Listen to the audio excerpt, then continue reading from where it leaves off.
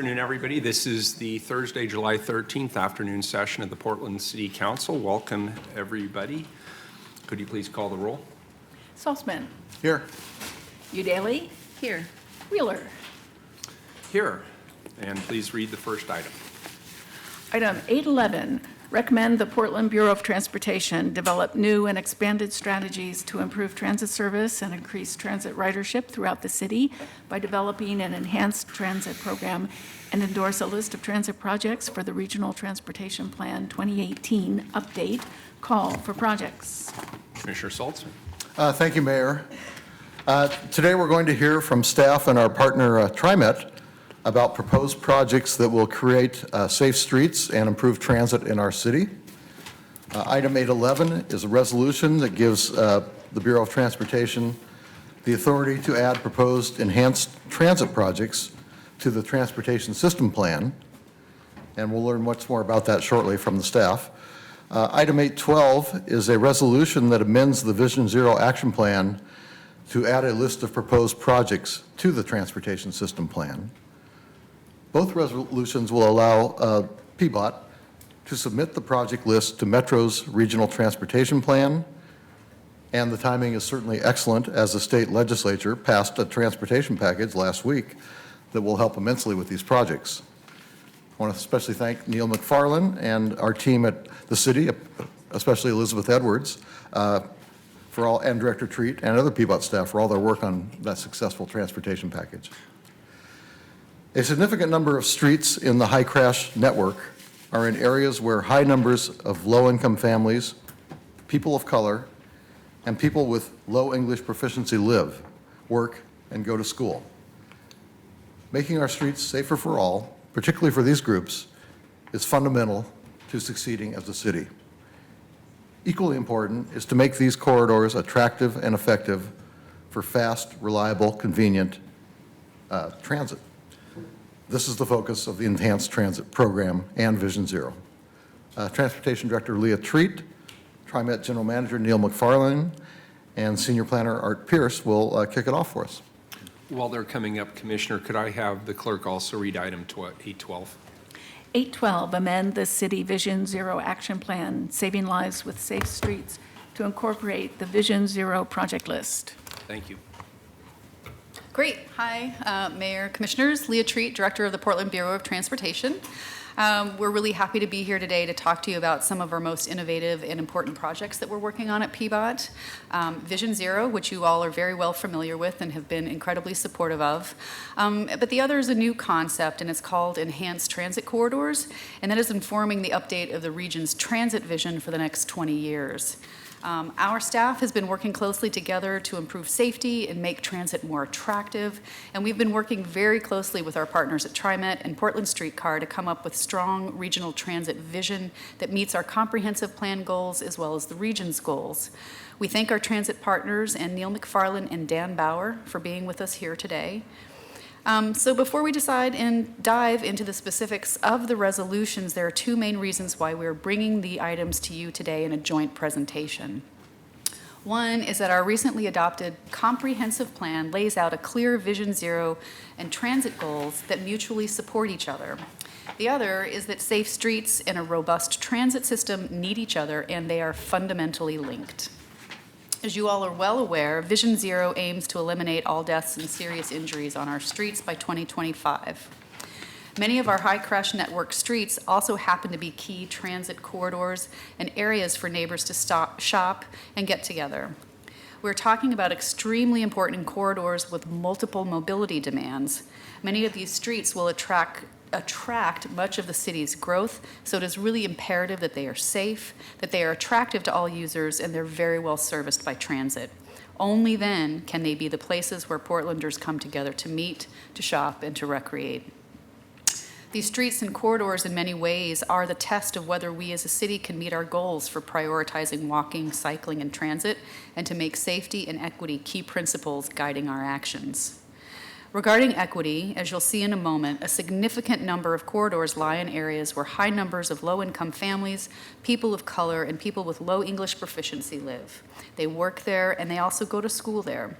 So making our streets safer for all of them, particularly these groups, is fundamental to us succeeding as a city. And just as important is to make these corridors work for fast, reliable, convenient, and attractive transit, particularly for the many Portlanders who rely on transit to travel long distances to and from work and school. So as I stated earlier, our safety, transit, and equity strategies go hand in hand. Fast, reliable, and attractive transit supports walkable communities and compact development. Similarly, safe streets make walking and cycling to transit possible for all Portlanders. I'll now hand it over to Neil McFarland. Mayor Wheeler, Commissioners, thank you very much for the opportunity to address you. And by my presence here, I think I want to try to mostly indicate the great partnership that we have had historically with the City of Portland. We have inherited an enviable transit system, but it's largely because of the partnerships that have really allowed some really great things to happen. We now know that we need to grow that transit system, and we need to improve it. We need to make it keep up with the demands of growth and, frankly, the challenges of the congestion that follows that growth.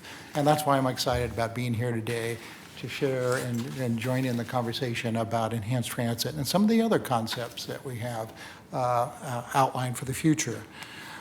I did want to take a moment just to share some of the other initiatives that TriMet has underway right now, many of which you know about. First of all, we have developed, with a very robust process over the last few years, a series of service enhancement plans for all sectors of our region. And those have really become a roadmap, if you will, for the development of service over a period of time. We were very pleased that a couple of years ago, our board of directors implemented a payroll tax increment that increments over 10 years, and that has been allowing us for the first couple of years to see bus service improvements in many areas, 3-4%, which is really a very good percentage of growth. But I'd also note that with the adoption of the transportation package that Commissioner Saltzman noted, we have the chance for a jump start in some of this. And I would just note that we have made some commitments associated with that package. The first one that we are beginning to work on as we speak is a low-income fare that will actually provide, and there's a great outline of this with a Metro task force that has been established and will continue to work with this group of nonprofit providers and people who serve disadvantaged portions of our community. But the goal is really a 50% discount on all prices from the adult fares. Same discount we offer seniors and people with disability and students to people who are within 200% of federal poverty level.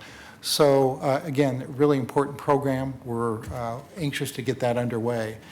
But then we also have residual funds that will allow us to begin to improve service. We have some time to do some planning. We actually won't be receiving those funds until, probably in terms of cash, until something like January of 2019, provided the governor signs the bill, which I'm sure she will. So we'll be working with your staff in terms of prioritizing the expenditure of those funds together with all of our other constituents in the region. And we're really looking forward to that. Needless to say, there's a lot of challenges. There's a lot of back of the house work that needs to be done, things like buying buses, hiring operators and mechanics and all the other things. But the emphasis of the service is to serve areas that have concentrations of low-income families, connections to jobs, all kinds of very important goals that I know are deeply reflected in city policy in many, many places. I'd also just note that we're working very closely with the city to advance our next high-capacity projects. We're working on the Division Transit project and actually are out with a great deal of outreach on sort of refined designs as we speak. And our goal is to submit that project to the Federal Transit Administration for rating later this summer. And hopefully we'll be in the position to implement that over the next few years. Our goal for that is actually to open for service in 2021. And similarly, we're working on a draft environmental impact statement. Metro's actually the lead for this, for the Southwest Corridor.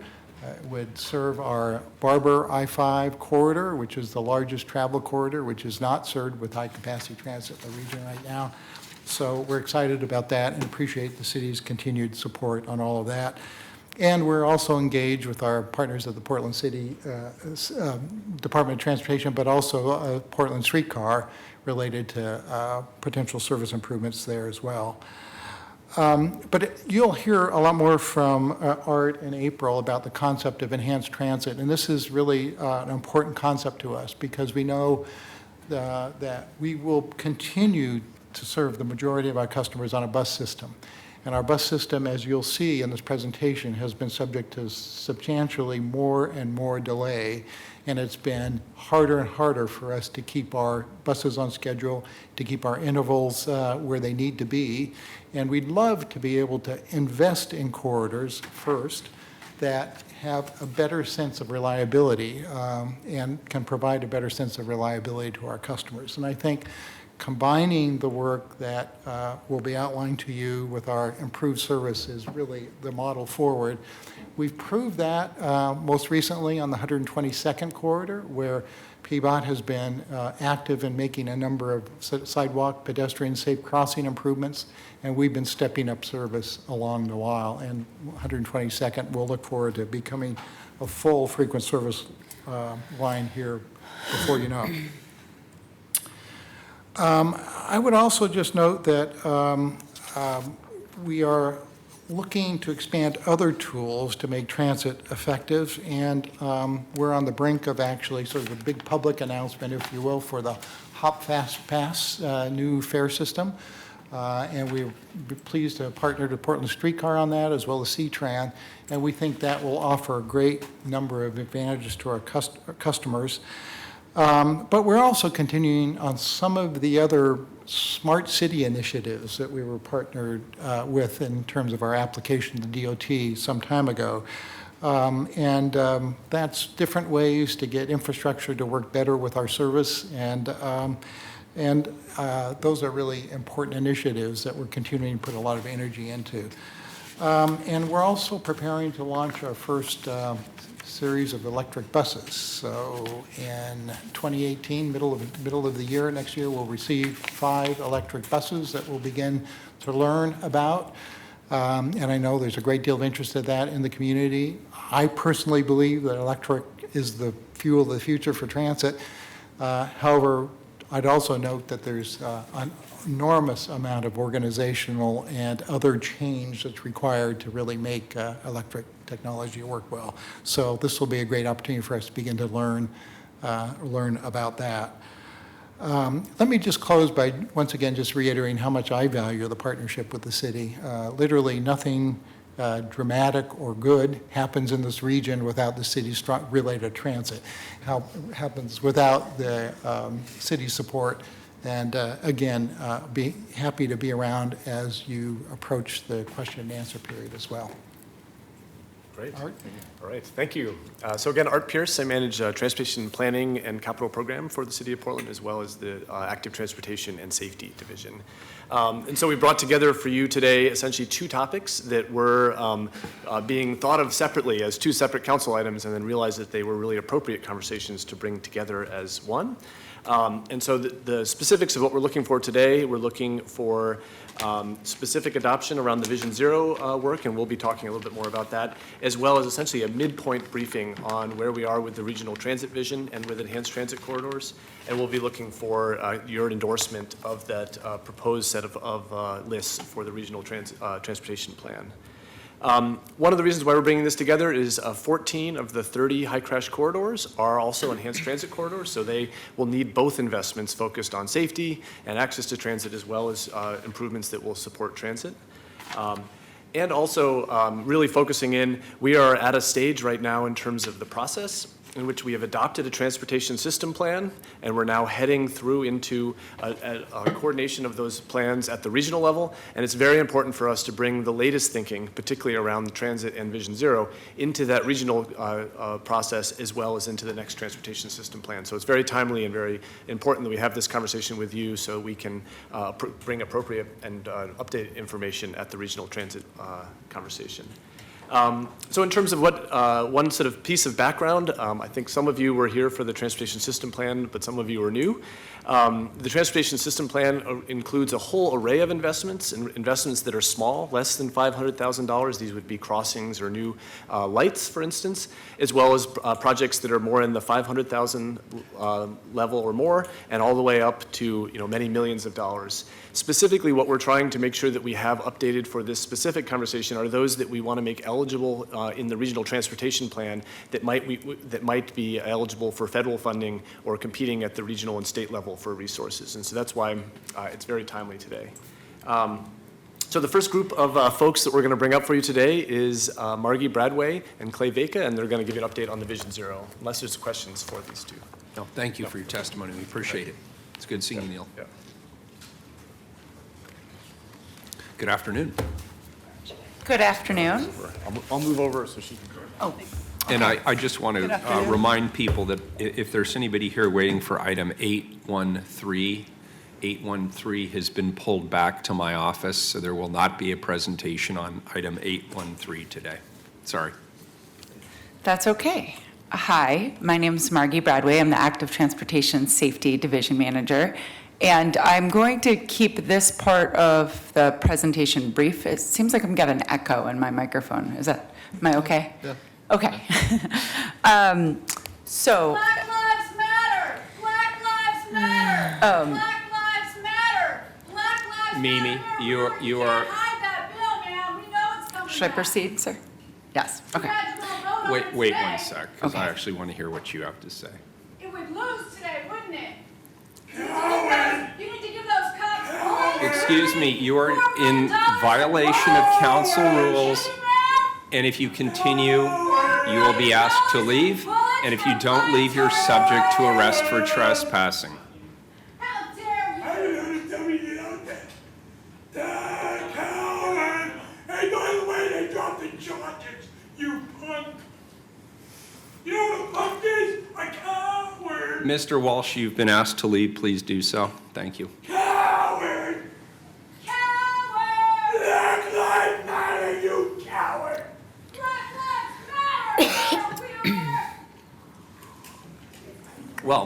That was interesting. Another Okay, day in paradise. Sorry, please start. Okay, let's start over. So, this piece of the presentation is focused on Vision Zero.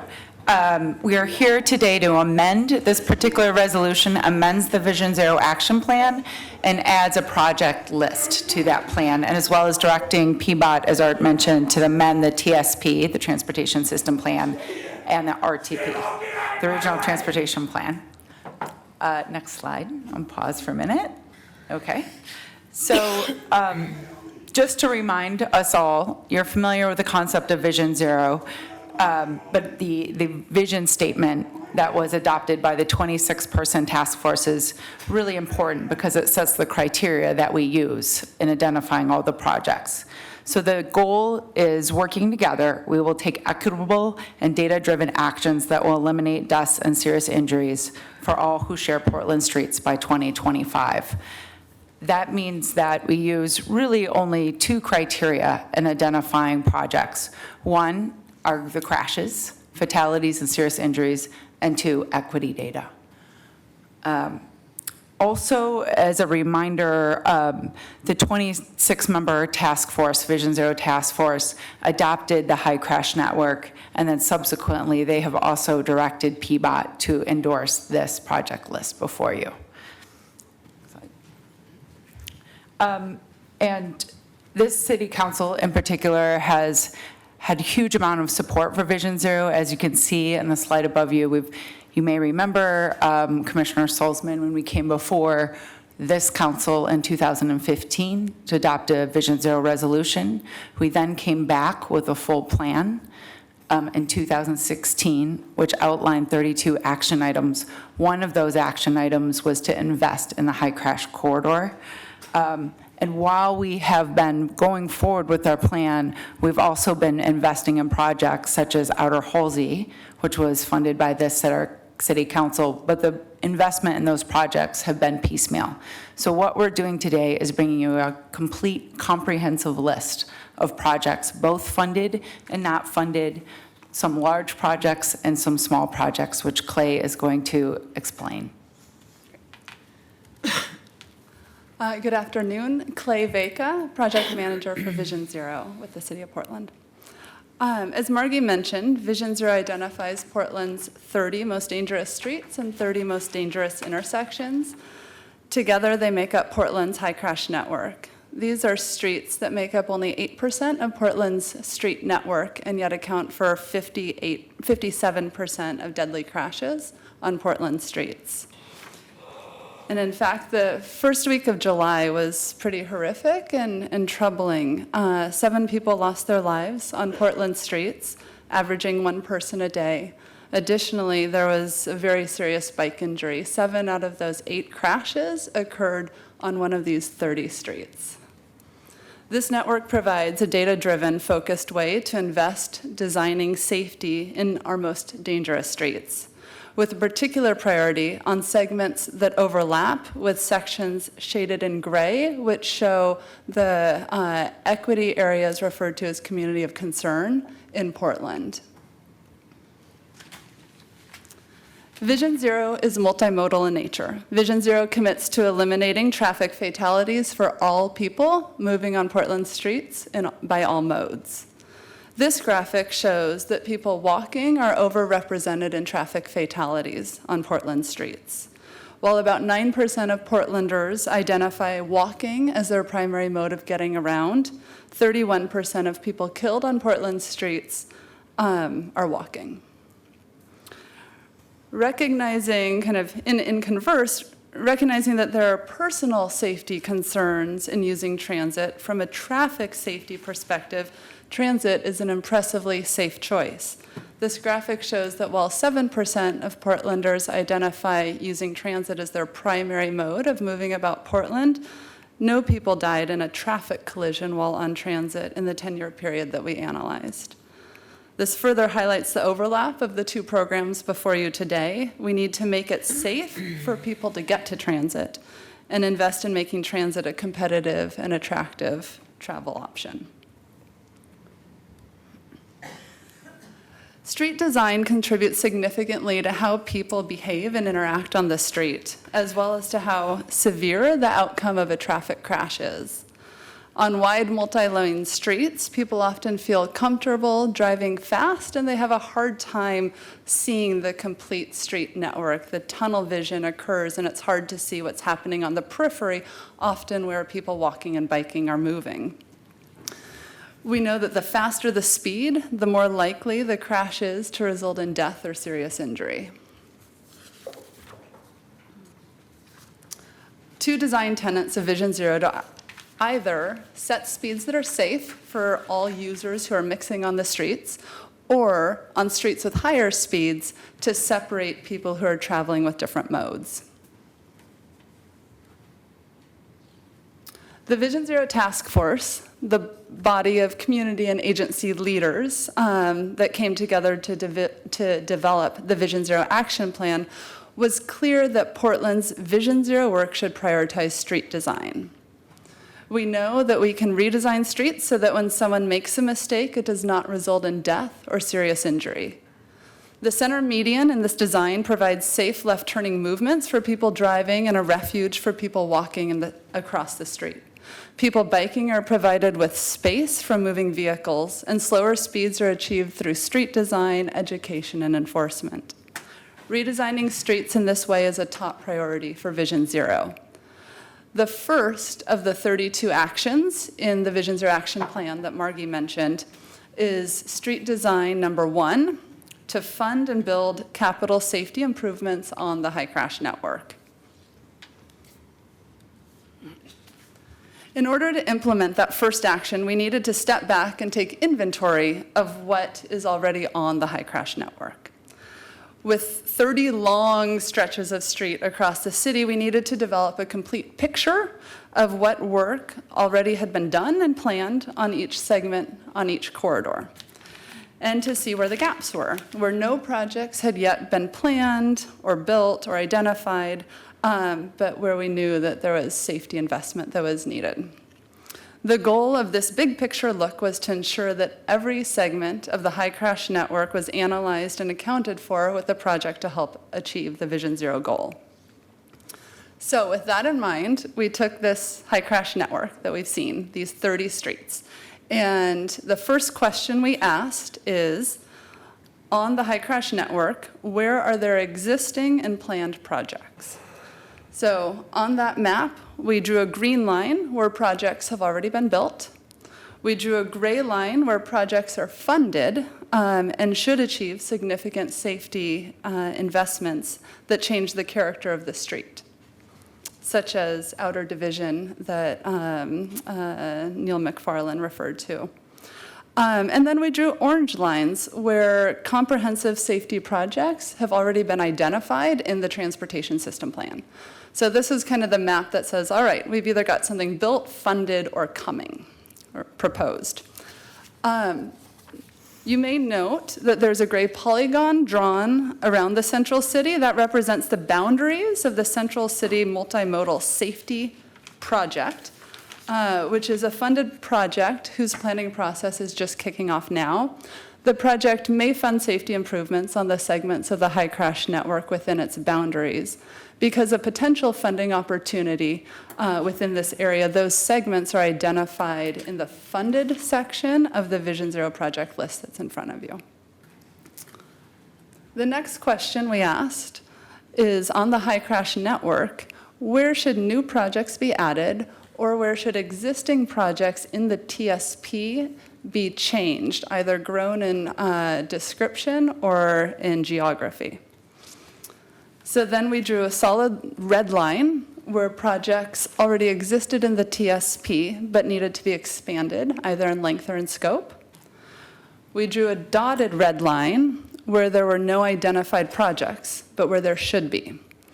And those would be proposed projects that would be more than that $500,000 level that, is that correct? Sorry. Yes. Okay. That is required in order to be a project in the TSP.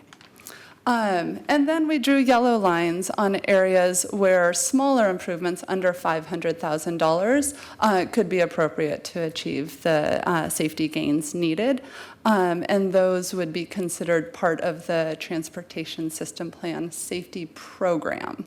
And so not a specific project called out independently in the TSP.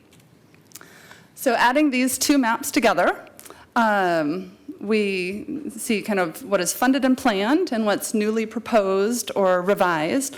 We have a complete project map that covers the entire high crash network, each segment of all of the 30 streets on that network. This map provides a high-level visual of the investments and projects needed to significantly address safety on the network. And this map correlates with the Vision Zero project list that is in front of you. Each line on the map is listed as a single project on this list, Exhibit A. The first block of projects, the red block, includes all of the new projects that are recommended to be added or revised in the TSP. So those red, solid, and dashed lines that you just reviewed. There are 17 new or revised TSP projects out of a total of 107 in the complete list. Included in the block of orange projects are all of the safety projects that exist today in the current TSP. There are 54. So it's important to note that Portland has recognized and been planning for multimodal safety needs on many of our most dangerous streets for some time. This exercise has helped us to identify and fill the gaps with 17 new and revised projects. The Vision Zero Task Force, they have been integral in helping to kind of move Vision Zero forward to first create the Vision Zero Action Plan. And at our last meeting with them in June, we brought this list and they unanimously motioned to move this list forward to City Council for consideration. The task force recognizes that in order to realize significant investment in the high crash network and to move aggressively toward Vision Zero, that we need to ensure that projects are identified and integrated into both the local and regional planning processes. So again, to wrap up, today we're asking to amend the Vision Zero Action Plan in order to incorporate the Vision Zero project list and then to integrate select projects from that list into the Transportation System Plan and move them forward into the Regional Transportation Plan process. Thank you. Thank you. Any questions on the first part of the show, on Vision Zero? No? Okay. I'll just add to the record that Commissioner Fritz articulated that she would like to be here today to talk about how the marijuana tax is going to be funded for Vision Zero, how it's going to be programmed, and we told her we'll come back in the fall while she's here and talk more about how that funding is going to be spent. Great, thank you. All right. So we're going to switch now to focused on transit and enhanced transit. So I'm going to ask Mauricio Leclerc and April Bertelsen to come up.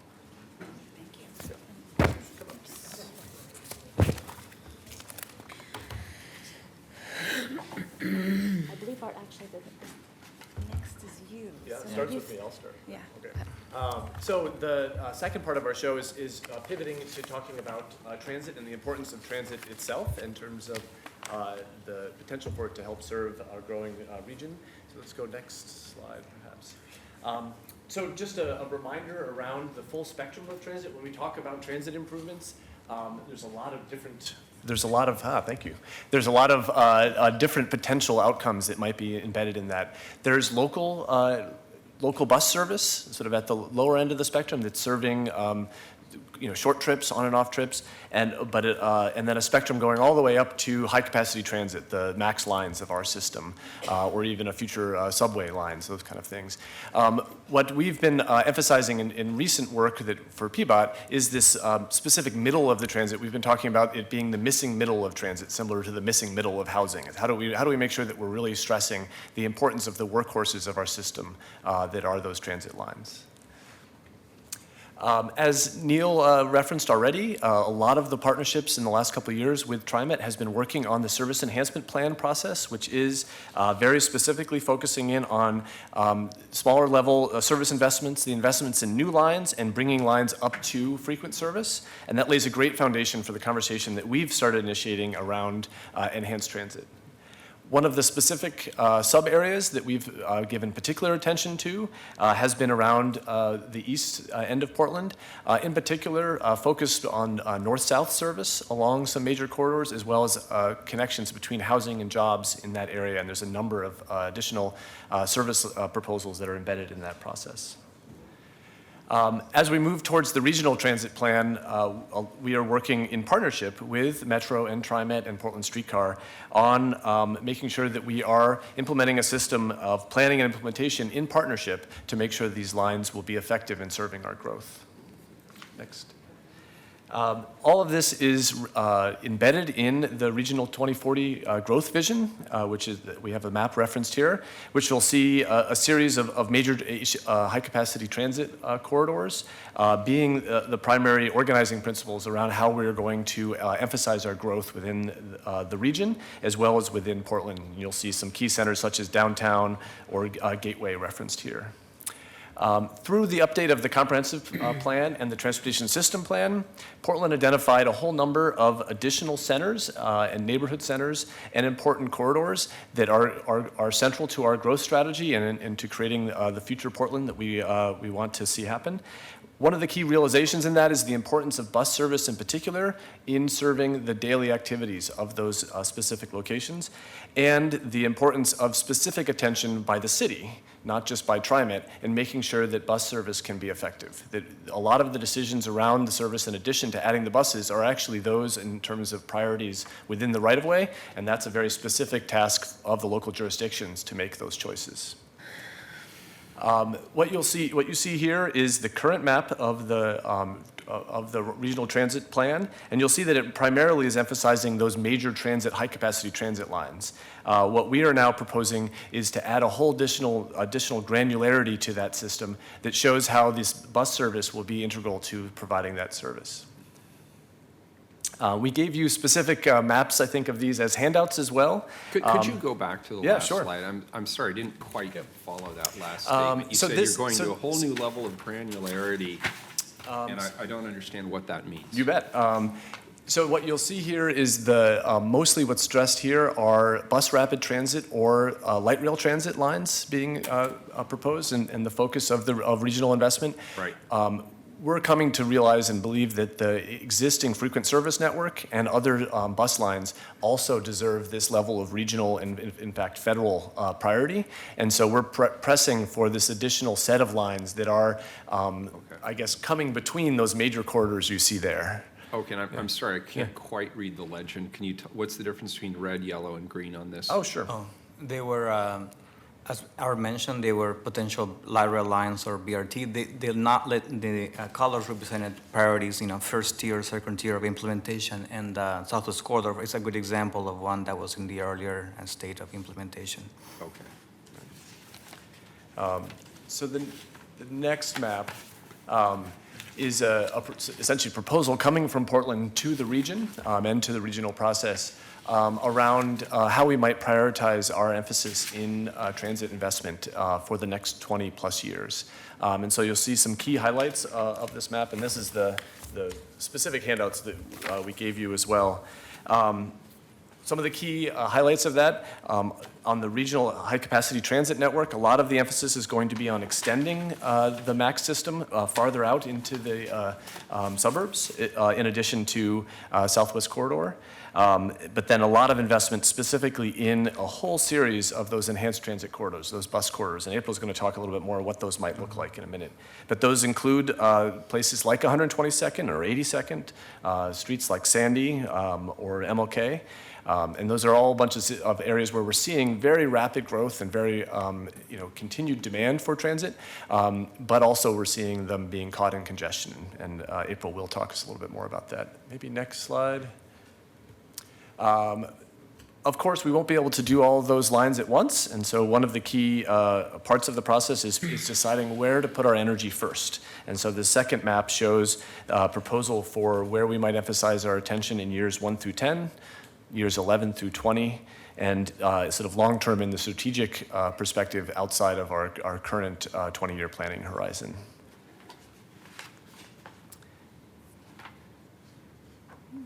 Any questions so far on, we're bringing a lot to you in terms of number of lines here all at once. Why don't I have, okay, I think we should pass, keep moving forward, yeah. One of the key questions that came up, and certainly it came up as we presented this presentation to the Planning and Sustainability Commission, is how does Portland Streetcar, how does the streetcar system fit within this, this overall vision? One of the key pieces to make sure that we're all aware of today is the amount of work that the existing streetcar system, the existing loop that we have, both the NS line and the A and B lines are doing already. We have about 16,000 riders each day. And a significant number of operations occurring each day. And all of those lines are at 15-minute frequency, but I think we're quickly learning that we're going to need to step those lines up step up the specific service of those lines to keep pace. One of the misconceptions around streetcar is about who rides it, so we thought it was important to reiterate this. 66% of streetcar riders are originating from home. So these are people who live in the neighborhood specifically surrounding streetcar. They're using streetcar to access daily shopping, work, school, specific for their daily needs. One of the other important facts is that 1/3 of all affordable housing within Portland is located within the catchment area of streetcar lines. So it's very, very important to people who need transit service very specifically. One of the other interesting pieces is that as we are expanding service, we are seeing growth responding in a correlated pattern surrounding streetcars. So streetcar investment is occurring, growth is happening around it, and ridership is occurring essentially on a unit-by-unit basis as new development happens around streetcar, showing the significance of it for their people's daily needs as they're moving into the urban neighborhoods.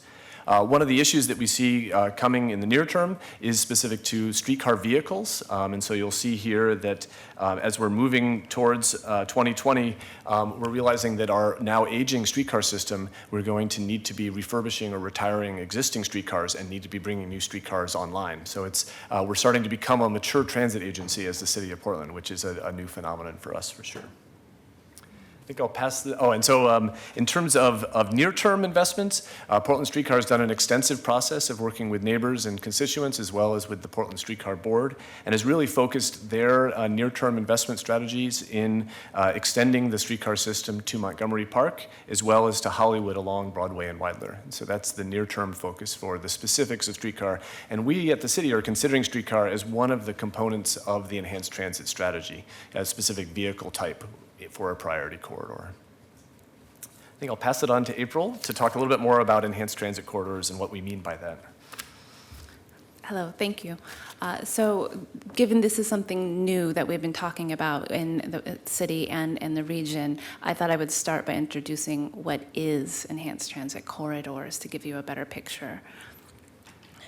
Some of the characteristics of enhanced transit include increasing the capacity, reliability, and transit travel speed of transit lines, and doing that through moderate capital and operational investments. And they can be flexible or context sensitive so that we can shape them to the places where it is most needed and within the constraints of the built environment or with acceptable modifications. And they can be deployed relatively quickly compared to high-capacity transit. And they could come in different forms. This could be addressing some hot spots that perhaps address one line or multiple lines for benefit. It could be a series of investments in a corridor that's just a part of a line or multiple lines. or it could be a full upgrade, an upgrade of a full line from end to end. And so it really can take different forms. And it also can include bus and streetcar. We consider both to be in the family of enhanced transit. And in addition, to help further define what is enhanced transit, we have developed a toolbox of operational and capital treatments that we can also use to deploy on transit lines. The symbols along the bottom of the slide represent some of those tools in our toolbox, and there's about 20 of them that our consultant through our TGM grant, Transportation and Growth Management grant, we have a consultant team with CH2M and HDR helping us develop this plan. And I wanted to give you just a sampler of some of the tools in that toolbox, and certainly happy to share the full toolbox with you. It's also on our project website. And the, I would say, premier tool would be dedicated transit lanes, and where only transit is allowed to travel in that lane. We do have examples of this, and actually several of the tools I can share.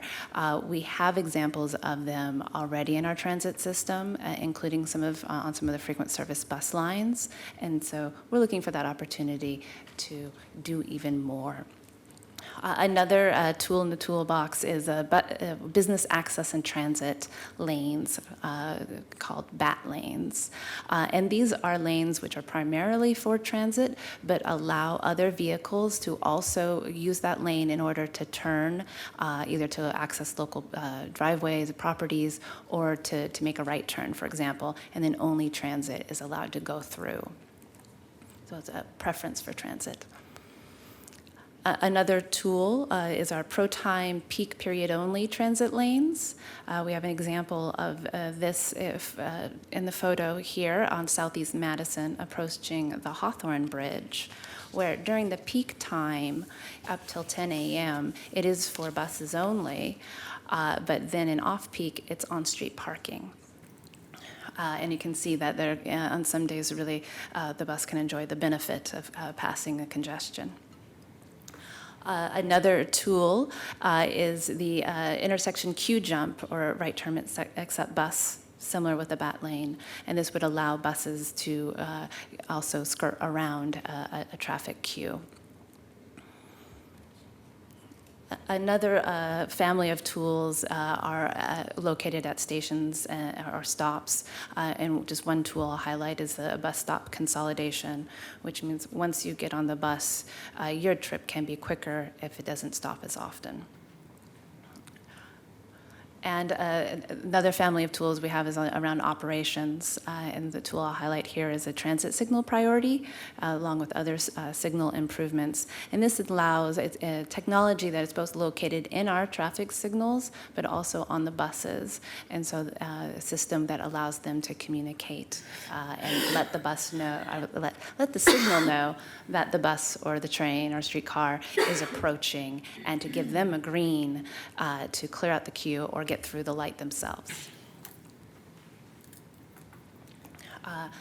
And so that's just give you a taste for what some of the treatments that we could apply to enhance transit. And wanted to then also highlight that we do see this as a partnership, and inspired in part by the 122nd Avenue partnership that Neil McFarland spoke to earlier, where we make capital investments. And in the instance of 122nd, it has mostly been about safety and access to transit, building sidewalks and crossings. But we see this as an opportunity to take it to another level, where we also focus on the transit performance itself and make improvements in our streets to help the bus and move along more efficiently. And so we're looking for how to grow this into a program and a list of projects. Just as an update on the 122nd Avenue partnership, we do have some projects that are in design and going to construction this year, and then also more coming in 2019. I'll talk about that more in a moment.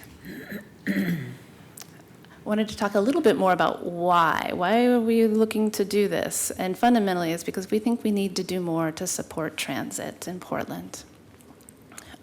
Buses are a workhorse of the transit system. In fact, some bus lines today are carrying as many transit riders as MAX and streetcar lines. So they're all up there together.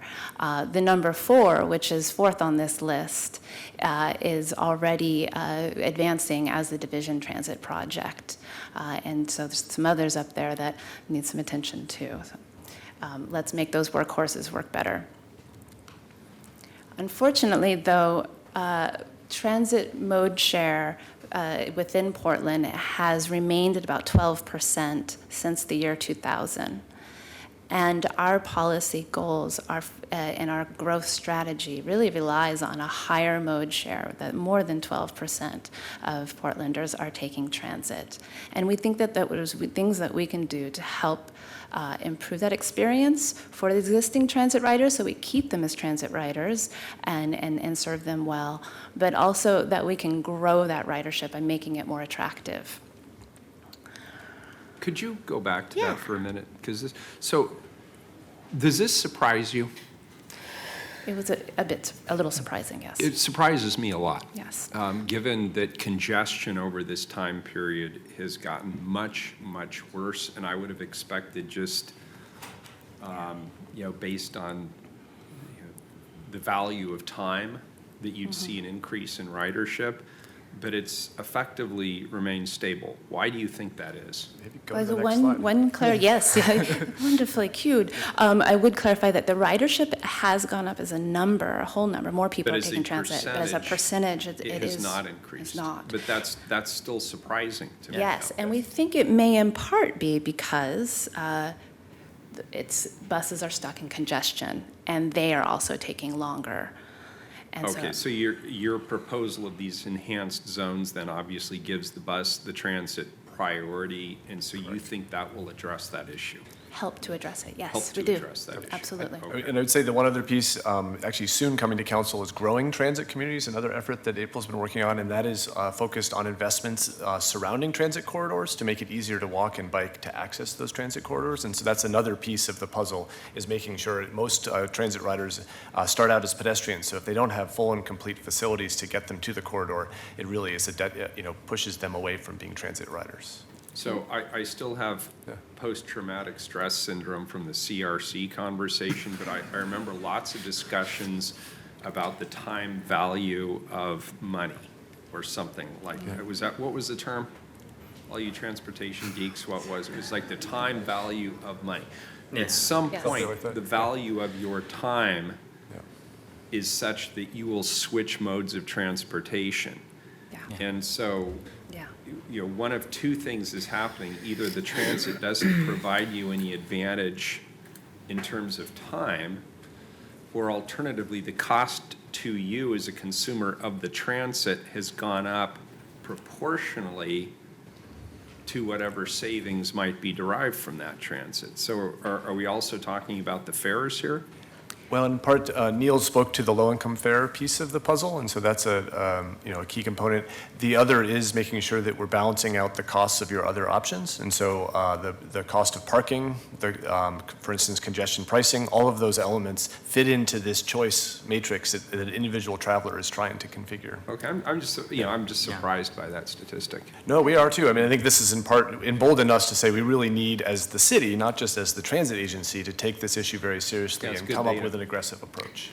I could tell you why I don't take the bus. It's because I've been pushed so far out of the central city by rising rents. There's not enough time in my day to get here and get home before I run out of childcare hours.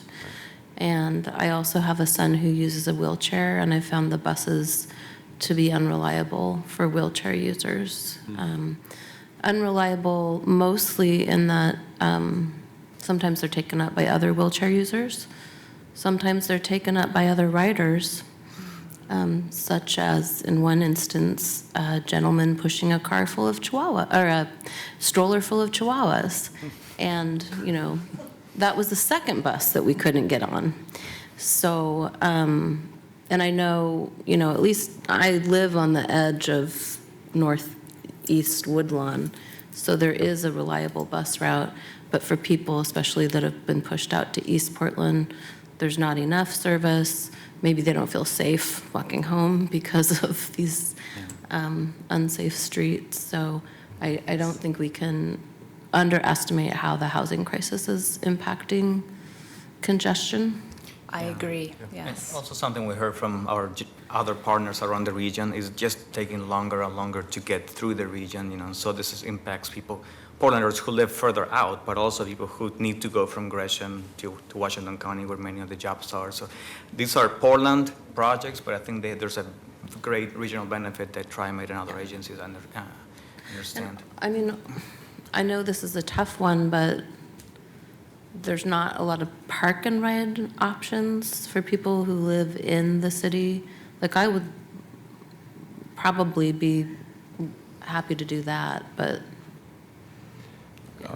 To date, our strategy has been more to try to create those centers that have direct access to transit. Yeah. So you can do it as a pedestrian or as a cyclist rather than needing to That drive makes more first. sense. Yeah. But indeed, I think we're trying to work on multiple fronts to address those pieces of those the issues and challenges you highlighted that are within our purview. So what can we do to make it safer to get to the bus or accessible? We do love the what- max on the streetcar for wheelchair use. I have heard this from others as well, yes. And what can we do to help replicate that kind of experience through buses? So I'll be looking for that. Level boarding can be, or near level can help for that. Or the new 60-foot buses that TriMet will be using on the Division Transit line would accommodate more space as well, Oh, potentially. nice. Cool, thank you. So perhaps more of those. Update. So what I was struggling for was the value of travel time savings. So something for everybody to go home and Google tonight, VTTS. Okay. I should figure that out. Thank you for We spent a lot walking of time- out with us. It's essentially what's embedded in each of our heads as we're deciding what we're going to do I each day. promise not to share any more today. That's it. We're looking at performance measures later on in the presentation, so this is one of the things we'll be looking at. How can we measure this delay and begin to trigger action? So Yeah, very more to good. come. And along the lines of measures, this is one here on the screen that shows that the average speed of TriMet buses is declining over time, and it is taking longer for them to complete a line, and that means it's longer for the passengers too, and it's costing them more. $1 to $2 million a year just to maintain the same schedule because that schedule takes longer. We want to change that equation, if you will, and instead of it turned into service that people will notice and have that improved frequency. Does Yeah, that make I sense in agree. terms of having to add buses just to keep up the same service? So essentially, the same bus that's working a loop, you need to add another bus just to have them come every 15 minutes because those buses are being delayed. So rather than being able to improve service from 15 minutes to 12 minutes, you're just keeping up based on that congestion delay. Yeah. This map displays congestion and the delay to transit throughout the frequent service lines and helps to show the geography of where buses are slowed down during peak congestion. It's measuring the difference between the free flow, off-peak, and then the peak. And so where the map is red, it's saying there's a greater difference between that free flow and congested time. And so it's experiencing more delay during the day in those red or orange locations. And this isn't just buses, right? This is people who are stuck on buses, people who are late getting to work, getting to school, getting to childcare, wherever they may be going. And so we want to turn that around. There's also an important equity consideration to this, and I appreciate for you starting to highlight that. That people who do need to live further out or further from their jobs, they have longer transit trips, and this delay is making it even longer. And at what point is it just not even a feasible option for them, either because it's too long of a trip or because they can't rely on the bus to get there if they're a shift worker. that is much greater implication if you need to clock in, or you could lose your job if you're not there on time. So we do think it is important that we are doing this period, but also focused on where it will provide the most benefit for those most vulnerable too. So, getting more to the where. This map displays the various candidates that we were looking at and other projects that are in progress that would complement our efforts. So Southwest Corridor, Outer Division, they're not included in our initial study. But we did identify about 11 candidates of lines or pieces of lines for further study that really we saw as having the most need and potential for improvements now. And this is just a starting point. We do plan to develop an ongoing system that we would look at all transit lines. But for the purposes of this initial planning study, this is where we have been focusing our analysis.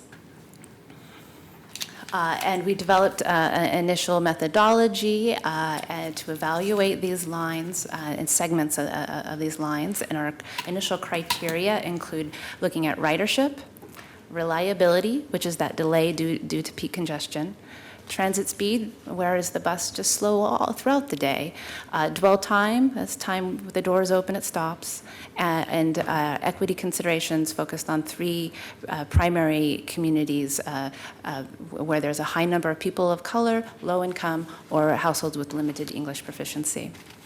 In addition, we looked at growth, where, based on the comprehensive plan growth scenario, there is forecasted increase in population and jobs. And the results of our analysis, along with more about those criteria, are on one of the handouts I gave you on enhanced transit. And on the back side, it has the results with all the scores for individual criteria, as well as the total score map that I'm displaying here. And essentially, if it's red, that's the highest score, total of all of our measures, where it indicates to us where it's most important to focus. And of course, the orange and yellow are also important. But we use this both as a way to start to develop our methodology and test and learn from a methodology so we can refine it. A little research and development, if you will, but it's also to help us start to identify projects and locations where we want to look at more closely. So it's helping inform the next phase of our planning process as well. And so that lead me to our next steps is that we're picking up to 3 locations to test the toolbox in select corridors and identify some potential actions and investment plans, as well as learn from applying the toolbox and have a community conversation about it. And then we also are going to refine our methodology to help to define what is success and what are acceptable levels of service, and include those in an ongoing monitoring system, to which could become our program with the thresholds. We will return in the fall with more public outreach, and then return to you at City Council thereafter with recommendations on both to adopt a plan as well as establish a enhanced transit program. So a bit about those recommendations of where to look closer next. We've identified up to 3 corridors that are highlighted in green on the map, where we propose to look more closely with our consultant team. That includes 82nd Avenue along Line 72, which hopefully, based on the town hall we had last Tuesday night, reinforcing the importance of looking at 82nd Avenue. Addition, we hope to look at the Line 12 and potentially along Northeast Sandy in particular, and then potentially along MLK Boulevard, the Line 6. And this is going to be dependent upon how much it takes and resources. We've identified some other planning and processes and projects that can provide an opportunity for us to also look at additional corridors, and those are highlighted in purple. And that includes 122nd Avenue through a Fixing Our Streets project that we have along 122nd, as well as Outer Stark and the Central City. And one thing I want to highlight about all of these corridors are high crash corridors, and so we will be working with our Vision Zero team on these together. And the other element that I talked about in trying to develop performance measures and a threshold is this is really what we see as our call to action. And one of the most important things I think we're doing is trying to define and monitor success. And we are going to spend this summer working more to develop some potential performance metrics. And this is in part inspired what we are doing already along neighborhood greenways, where we have established guidelines of how we want to see conditions on neighborhood greenways, and that helps us to guide investments and changes along and projects along those neighborhood greenways. We want to do something similar for transit. And just some potential metrics, in addition to the ones we're already considering. We could consider modifying those or adding different ones. But things that focus on looking at the customer experience, as well as the effective and efficiency of providing that service, and again, support growth, equity, and transportation system benefits. And this graphic here is really to help to try to demonstrate what we're talking about in terms of developing performance metrics and thresholds. We want to monitor all of the transit lines, not just the candidates that we've been looking at so far, but start to define the thresholds for which if a performance drops below a certain trigger point, that we take action. We evaluate it and prioritize if needed. I evaluate what tools and improvements, and then make improvements and continue to monitor to see it get back into the desired transit performance realm. And all of this to avoid it from dropping below what we have defined as a threshold of low performance. So this would be an ongoing dynamic process where we would monitor and evaluate likely annually and help to inform both small programmatic improvements as well as larger capital projects. And with that, it's going to bring me to my last slide. And that is what our recommended action for you today is. This is referring to resolution number 2, item 811, that to recommend PBOT develop an enhanced transit program to expand our strategies and improve transit service, as well as to endorse a list of candidate transit projects to consider for the regional transportation plan. And here is pointing to Exhibit A, which is that candidate list that's at the back of your packet. Which also mirrors the map if you want to go into more detail. Thank you. They fit together. And with that, we're happy to take questions. Thank you. Very good.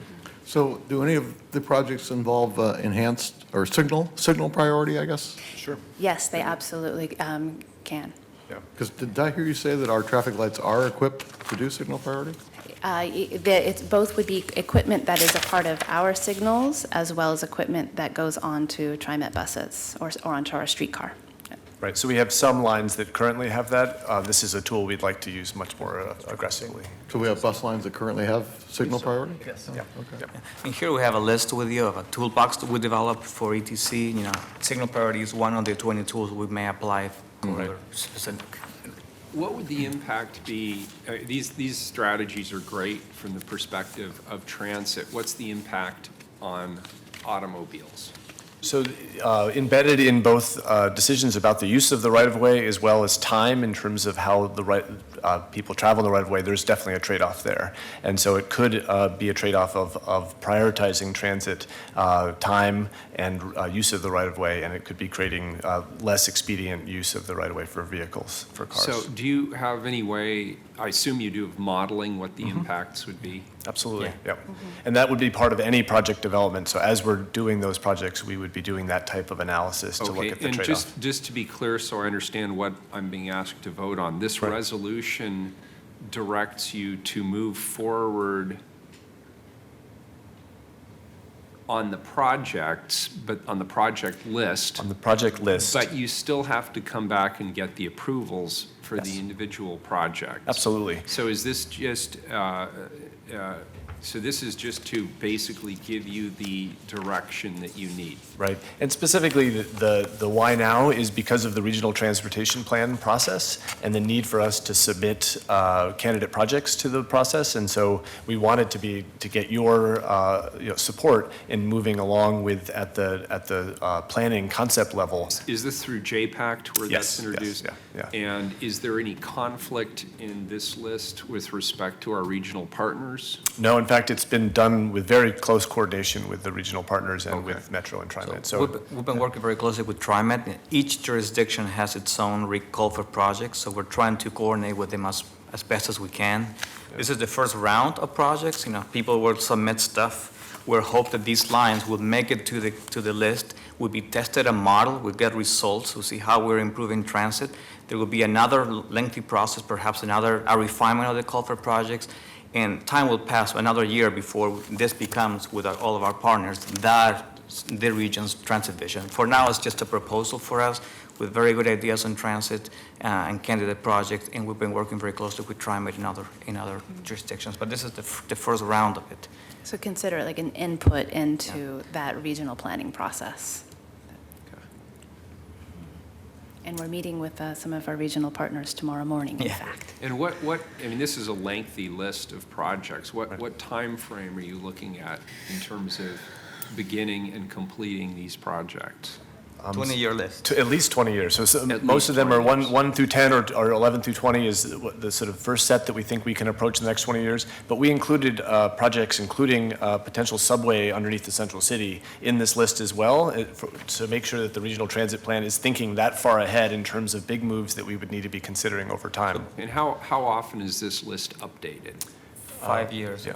Okay, so 5 years from now, you'll come back to the city council presumably with a small fraction of these projects actually underway. Hopefully done and behind us with a new set to be added in. Okay, so you would continue to refine it. So we have land use regulations that, ask us to look at long-range planning. So for the land use, this is the transportation elements. The region adopts a 20-year vision, transportation vision. Okay. And And I- this is the transit component And of I it. assume you balance this, is it at the JPAC table where others get to chime in? For example, I assume the freight industry has an interest in this conversation as well. Yeah. They're There's, they're not represented here today, but I assume at some point they chime in with their interests as well. For sure. In fact, the As an transit example. piece of this is only one part of what we're proposing to the regional table.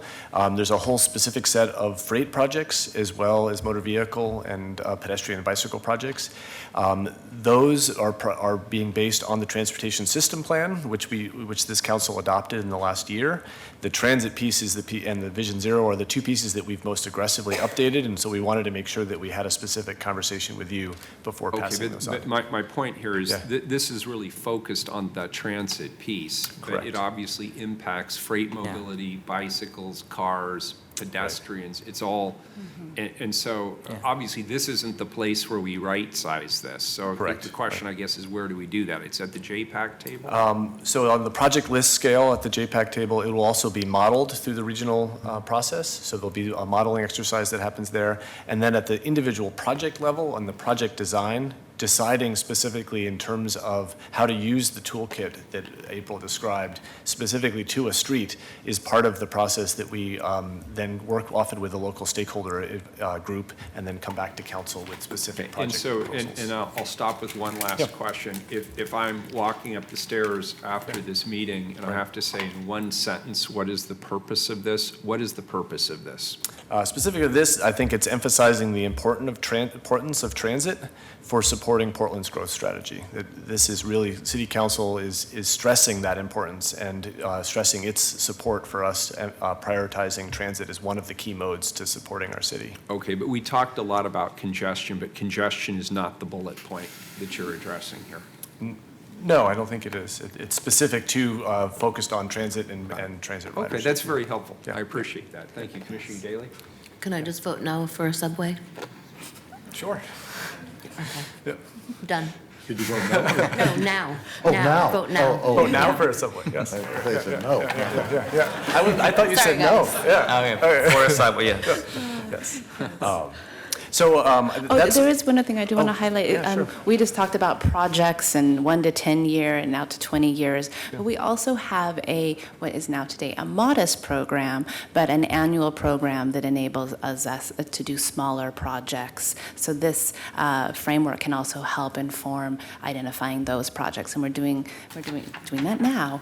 And so on an ongoing basis, we may be able to do some of those small implementation. right, so a specific location where a bus is being delayed, we can do very localized improvements and not spend a ton of money, have our maintenance crews go out and do it to create a space where a bus can jump around the queue of traffic and gain some time back. Okay, and I think this also gets to Commissioner Fritz's question. We have some funding lined up. The majority of it obviously is not yet identified. So, you know, from my perspective, I'd be curious to know what we're going to accomplish or what we're capable of accomplishing in the short term. Right. And how it fits in with our other transportation priorities, because we have lots of different Absolutely, priorities. yes, yeah. Good, Yeah. okay, good, cool. Yeah.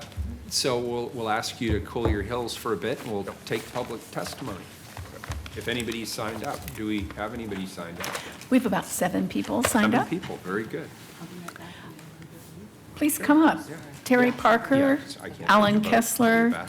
Jesse Marin, and they'll be followed by R.J. Shepard, Doug Klotz, and Ken Marks.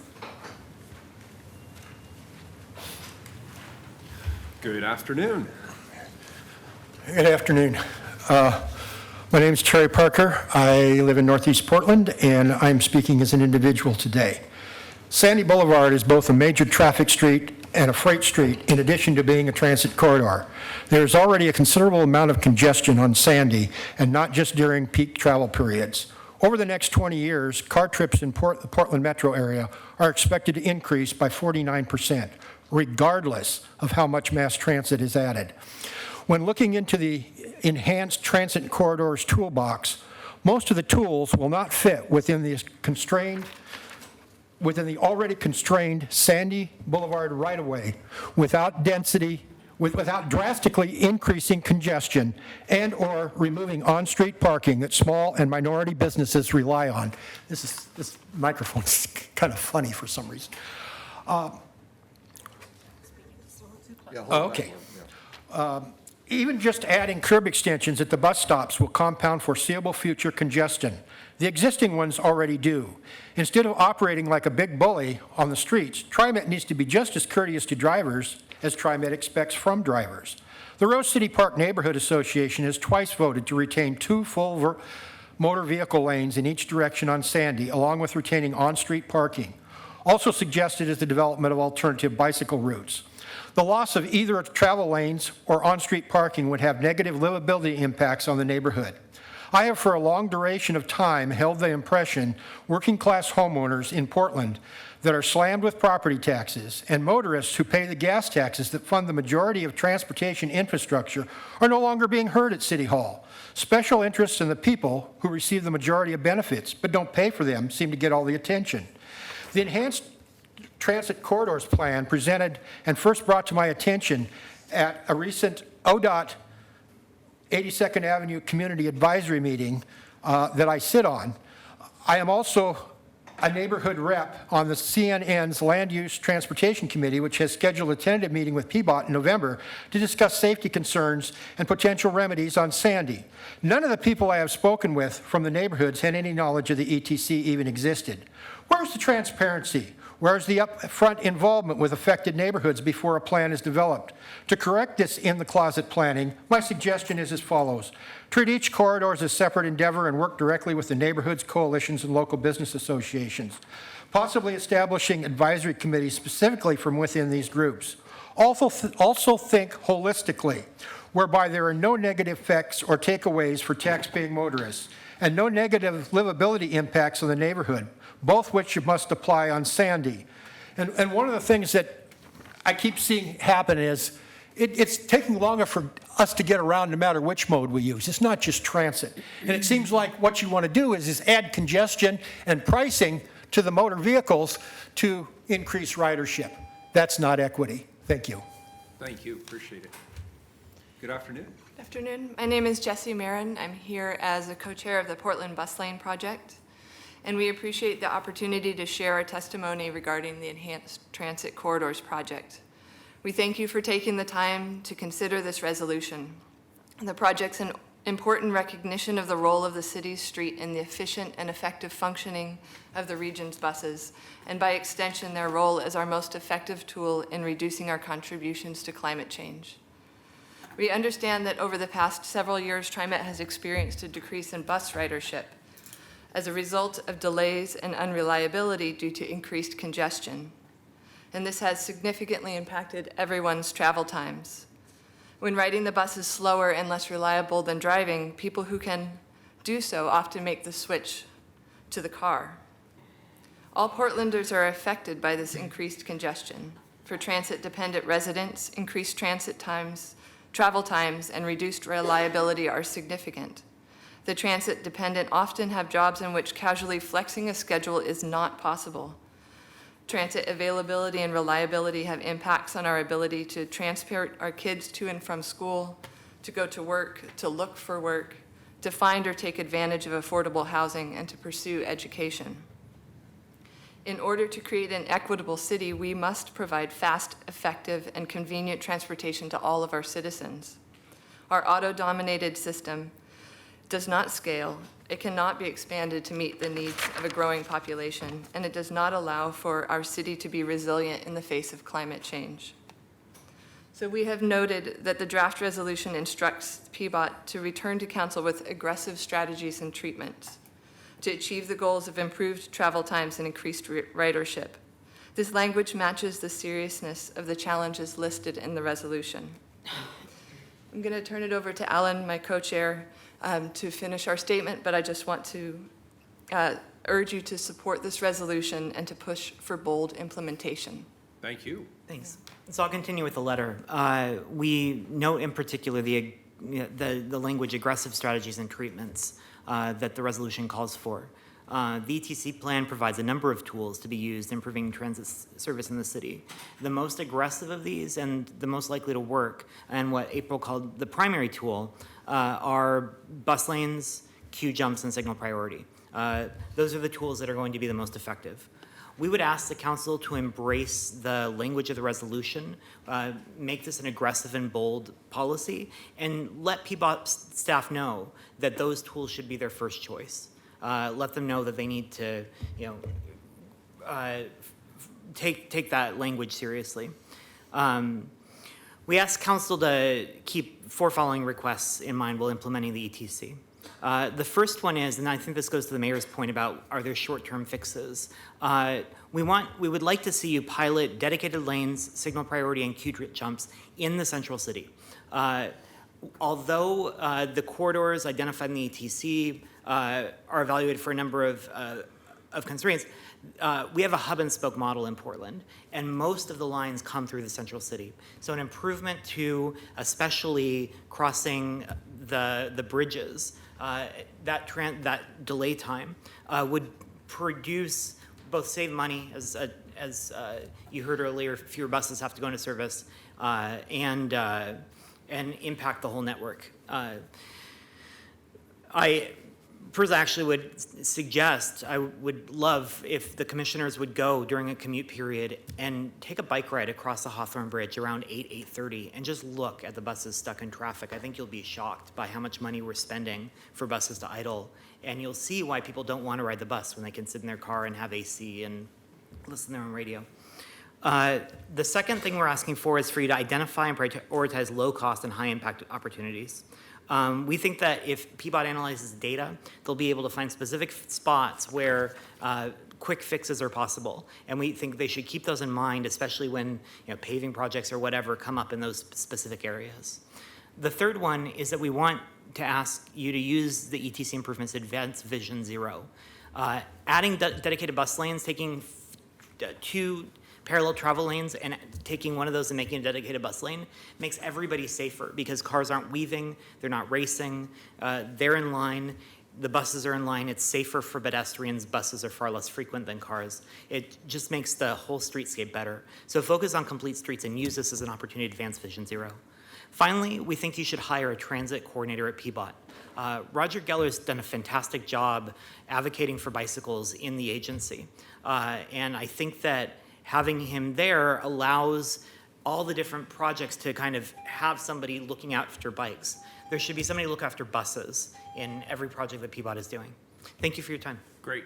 Thank you, all three of you. Appreciate it. Next, please come up, R.J. Shepherd, Doug Klotz, Kem Marks, and they'll be followed by Doug Allen, Nancy Newell, and Mary Sipe.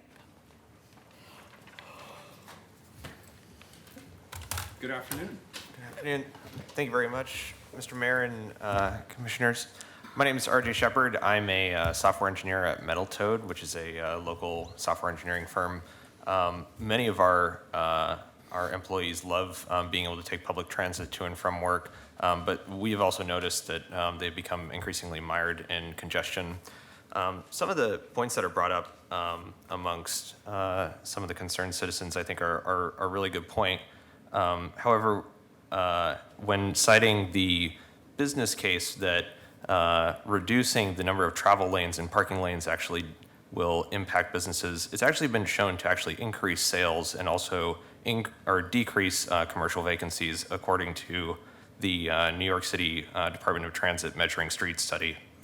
Similarly, it's also shown to decrease pedestrian crashes, and obviously, since we are noticing in the high crash corridors some really, really horrific trends there, this seems to be implementing dedicated bus lanes seems to be the most obvious and in many cases the most inexpensive solution.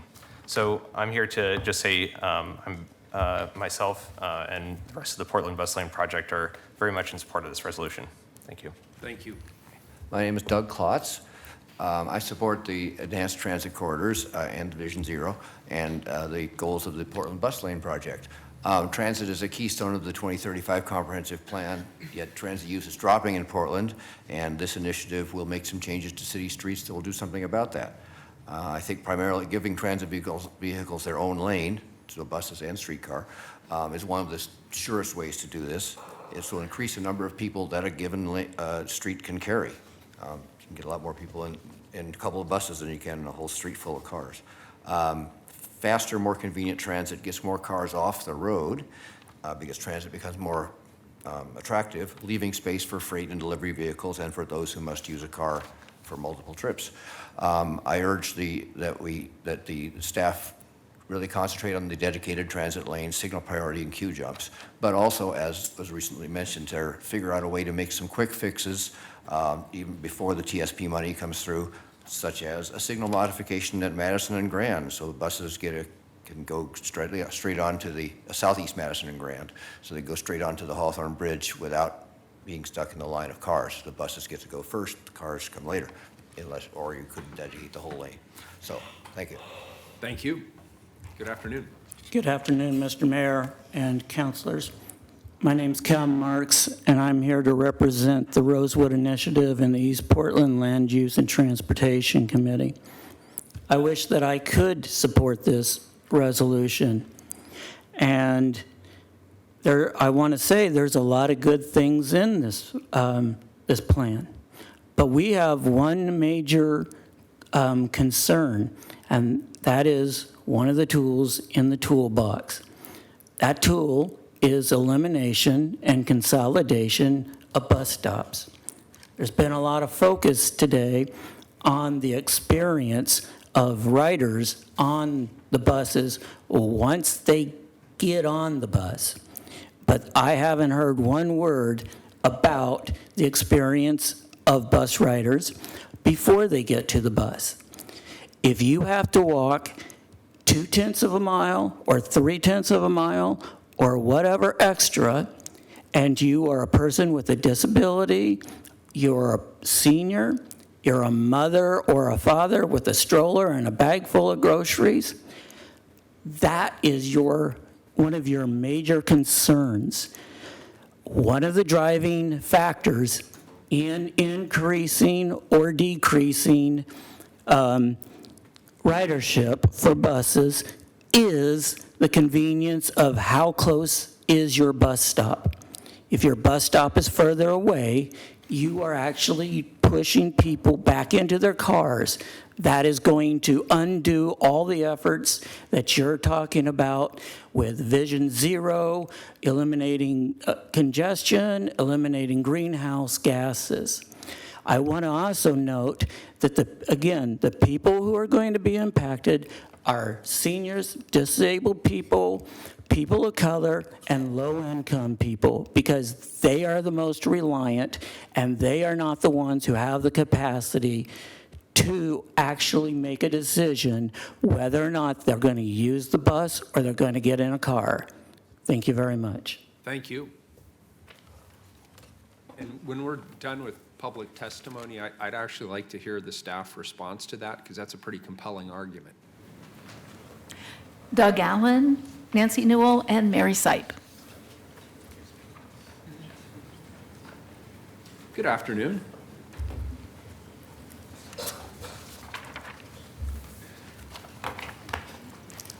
My name is Douglas Allen, Mayor Wheeler, and members of the council. First, I want to congratulate you and PBOT staff for taking the initiative to improve bus operations. TriMet's continuing loss of ridership suggests that we're sadly overdue for some fixes for buses stuck in traffic. I'd like to offer a few suggestions for additions and improvements to the plan, and these are not in any order of priority. On your criteria, you should add, look for cost savings for TriMet. Wasted time costs TriMet salaries and additional buses, as was mentioned by staff, thankfully, today. These savings will translate to overall increased transit service. Number 2, look for the biggest potential reductions in total passenger delay relative to autos. This will attract riders. Number 3, provide funding in 2 forms: city staffing to advocate and city funding to implement. As mentioned already, there's a bicycle coordinator at PBOT. How about a transit coordinator? Number 4, look at planned new and extended transit services and try to expedite them while pushing TriMet to offer adequate frequency. For example, the number 24 Fremont bus will be extended in 2018 to cross the Fremont Bridge and possibly continue to Providence Park. This should be a frequent service route, and the city should address the bottlenecks before implementation, such as where the eastbound Fremont Bridge off-ramps intersect Cook and Kirby, where traffic backs up at a 4-way stop. That intersection should probably be signalized. The off-ramp approach to the intersection is 2 lanes wide, so the right lane should probably be a bat lane to give buses priority. Some projects need to go ahead now. The congestion across the Hawthorne Bridge causes unacceptable delays for buses.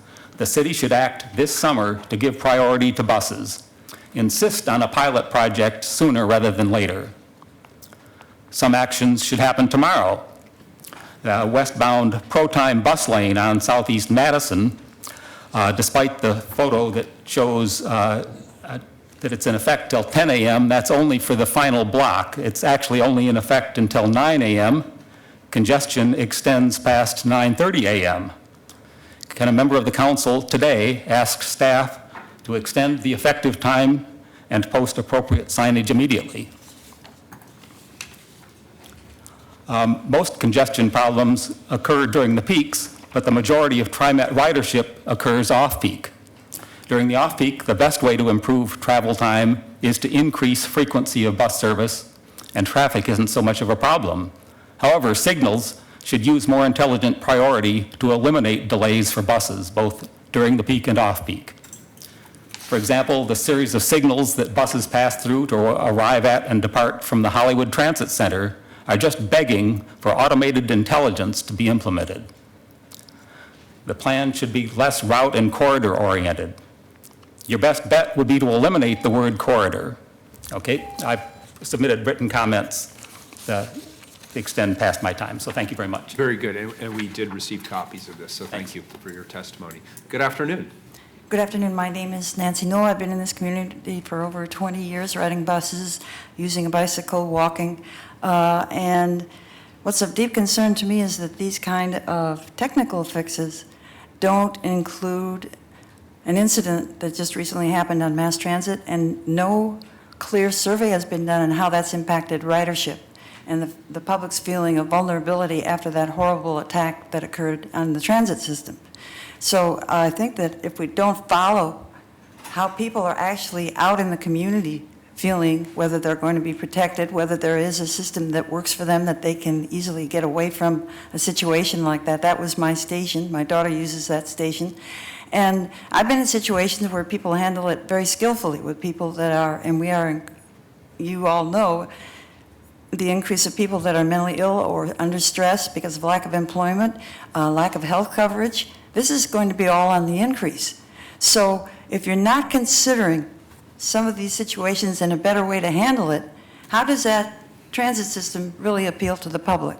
And the tendency, like you say, that it's down as far as the numbers riding, have you really looked at the impact of what they face when they're riding on those systems? And enough stress in their jobs with longer hours, less vacation, and not looking at the overall, like you talked about yesterday, societal impacts of city life.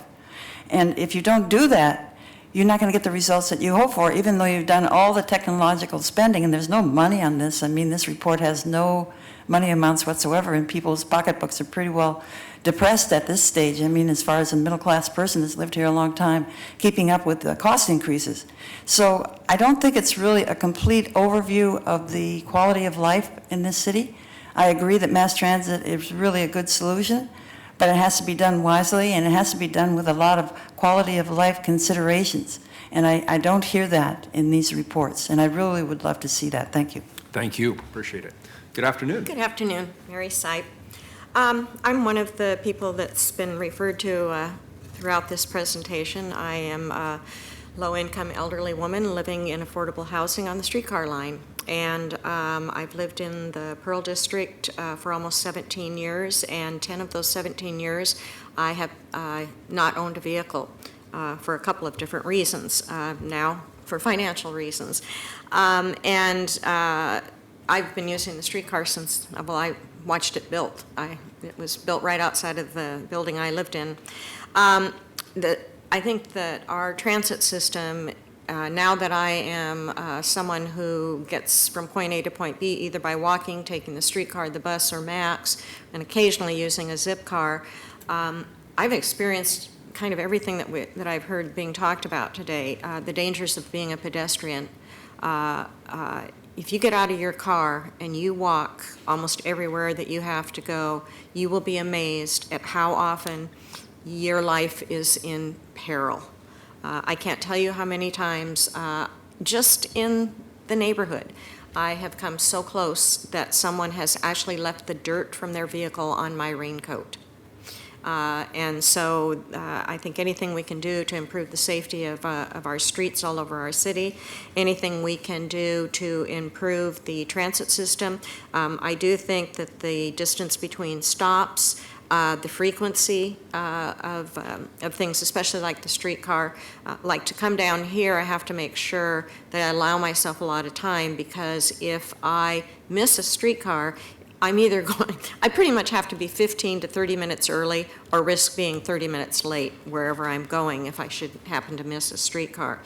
And again, the crowding on the streetcars, it's obvious that we definitely need more. I do avoid the MAX. I have for quite a while for personal safety reasons, just because of some personal experiences I've had. But I also recognize that there are ways to de-escalate incidents and to escalate them too by behaviors. The mention of losing parking spaces I found kind of interesting because I've actually come to the conclusion that I would rather take mass transit to most places that I go rather than spend 30 minutes trying to find a place to park. So, I guess just kind of in conclusion, I would say I don't think I could find another city or neighborhood where I could afford to live and have the freedom to get around the community without a personal vehicle than here in Portland. And so I appreciate the way this city works, and I appreciate TriMet and what they do. So Thank you. Appreciate it. Thanks for your testimony, all three of you. That is it. Oh, one more person. If anybody else wants to testify, this is last call. We're closing the list. Good afternoon. Good afternoon. My name is Lightning. I represent Lightning Super Watchdog X. I do agree with their resolution moving forward. I disagree with any new development. I agree with any expanded strategies to improve the current system. Again, ridership is down because of Uber and Lyft, and they're going to dominate this market. We're dealing with a dying dinosaur here. And you can put as much money into it as you want, and it's going to keep losing ridership, keep losing money. And in my opinion, we need to look at it like Governor Brown is looking at some of the transportation systems, to put them on the market and sell them while we can get the highest price before the autonomous vehicles come into reality, which they will. And then you'll see that you're not going to be able to maintain these systems. You're not going to get the public to pay money to maintain these systems because there will be other alternatives, a better riding experience, safer. And let's face it, look at the buses out there spewing out diesel particulates throughout the air, poisoning the lungs of young children through this city, and they've done nothing about it. Any study will show you that it is dangerous to anybody in this city to breathe those type of fumes. But everybody wants to throw their arms up and say, hey, what a great transportation system we have. Well, guess what? We don't. We need to start looking at the new tech companies coming into this city and understand they will dominate the transportation system, and to sell out anything that is going to be considered a dinosaur and will be buried by these tech companies. Sell them out at the highest price while you can. Again, I disagree with any new spending on any large development, but I absolutely agree with maintaining the system and selling it and getting the highest price you can. Thank you. Thank you. So I had one more question, Director Treat.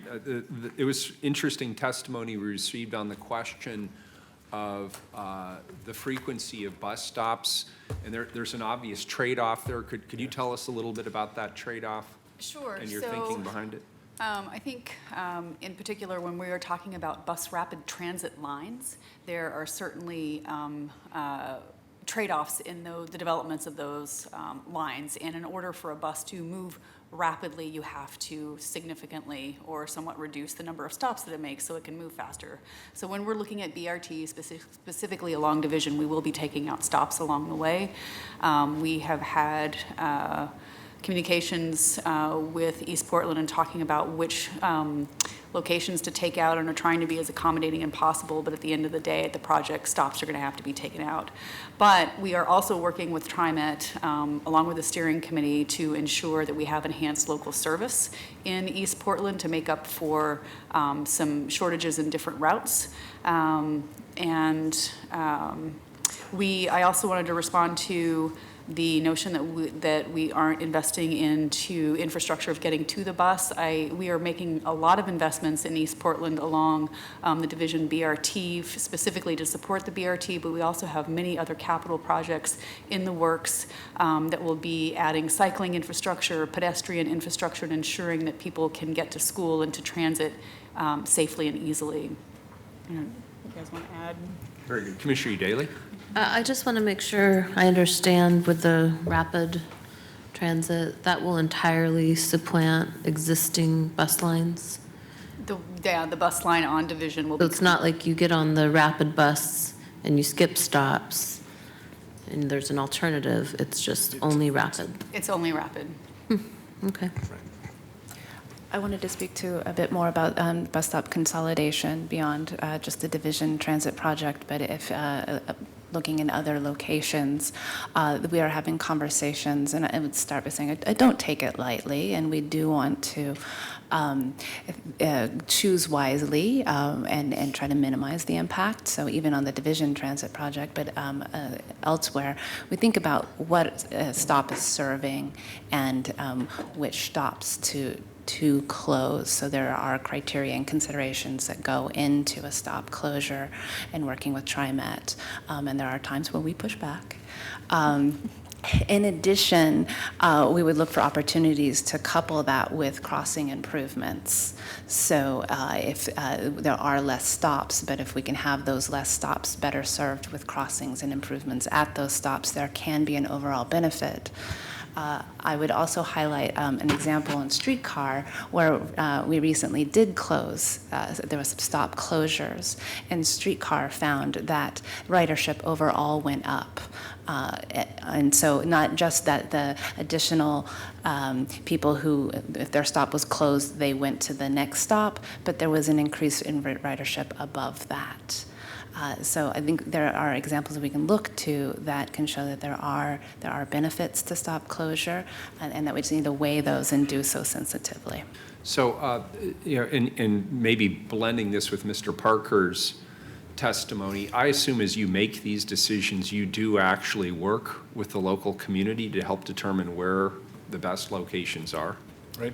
I think one of the balancing acts that you're seeing is the difference between overall system conversations and localized project conversations. Right. So when we're looking at, we know that Sandy's a priority corridor. As we're heading into more detailed conversations, there would be very in-depth interactions. Right, and that with gets to my stakeholders. Yeah, first exactly. point. This is really the big picture that you're asking us to approve, but as you get to the smaller picture, you will have a community engagement process. And absolutely, and certainly the example of Sandy is a corridor. There's a lot of expectations from a whole set of stakeholders around how we will balance out the use of that street. So. Okay, thank you. That's helpful. What's the distance between stops on the rapid transit routes? It varies. The average is a third of a mile. So 7 blocks, 7-ish blocks.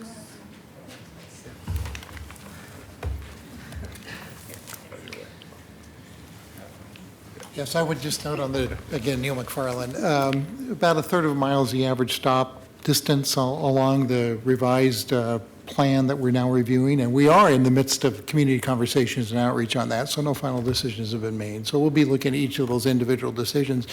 But it is a balance between speed and access, and so we're looking for the right model, and community really gives us a lot of information about that. One of the things I would also note that we're trying to develop higher quality stops, so literally mini stations along Division that are really much higher places to, and safer places to access and wait for transit. And it's really important that those be located in ways that don't affect other accesses, for example, left turns into neighborhoods or business accesses. And so it's that sort of very detailed peeling of the onion for a lot of different issues that we really use to make that balance. So the stops will be pretty much where they are right now in inner division. They'll be somewhat thinner than they are right now in outer division. Very good. Thank you. Are there dedicated bus lanes in this proposal? At this point, in terms of which specific tools get applied to which corridors, we haven't gotten to that level of detail yet, but we expect that's one of the tools we would be looking to for sure on some of these corridors. Yeah. So what about the suggestion of the Portland Bus Project to sort of focus on dedicated bus lanes, signal priority, and queue jumping, I guess? Yeah, I think those are really, that's good feedback. Those are very useful tools in terms of moving quickly to support transit. And we hope to work with you very closely with PBOT staff and others and the neighborhoods associated with using those tools on the Division Transit Project. That will be the primary way that we get hopefully a 15 to 20% improvement in travel times between Gresham and downtown Portland. So we think that's really important, in a place where we can begin to demonstrate these tools as well. April referenced the criteria and thresholds in what she was talking about. One of the things that we are trying to work on is knowing when to act. So one of the challenges is, as an individual staff person, it's hard to decide, okay, is this a big enough problem that we should use these tools and make some hard choices about the street. And so having some very specific criteria and knowing how to measure the delay on the bus system helps give us clearer guidelines on when we are being driven to act. And so that's one of the things that we'll be bringing back to council with the Enhanced Transit Corridors Plan, is that specific direction to staff, engineering staff, so they know when to use those tools. And then maybe this is for you, Neil, or maybe, I'm not sure, who determines on Southeast Madison the length of the dedicated bus lane during rush hour? I think you do. I do?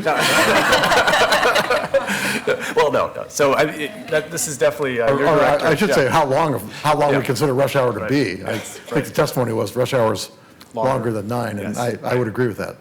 Okay. No, I think that's a really good Is that a feedback PBOT we or a can- TriMet? That would be us. I would be yeah. a PBOT. Okay. And in fact, that's a really good example of where there is a confusion around whose action is this? You know, a bus is delayed. In the end, a lot of it is actually incumbent upon us as the Bureau of Transportation to provide those supportive moves to help the transit lines move. Yeah. So, yep. Thank you. Yeah, great. Great. Yep. Thank you. Colleagues, any further questions?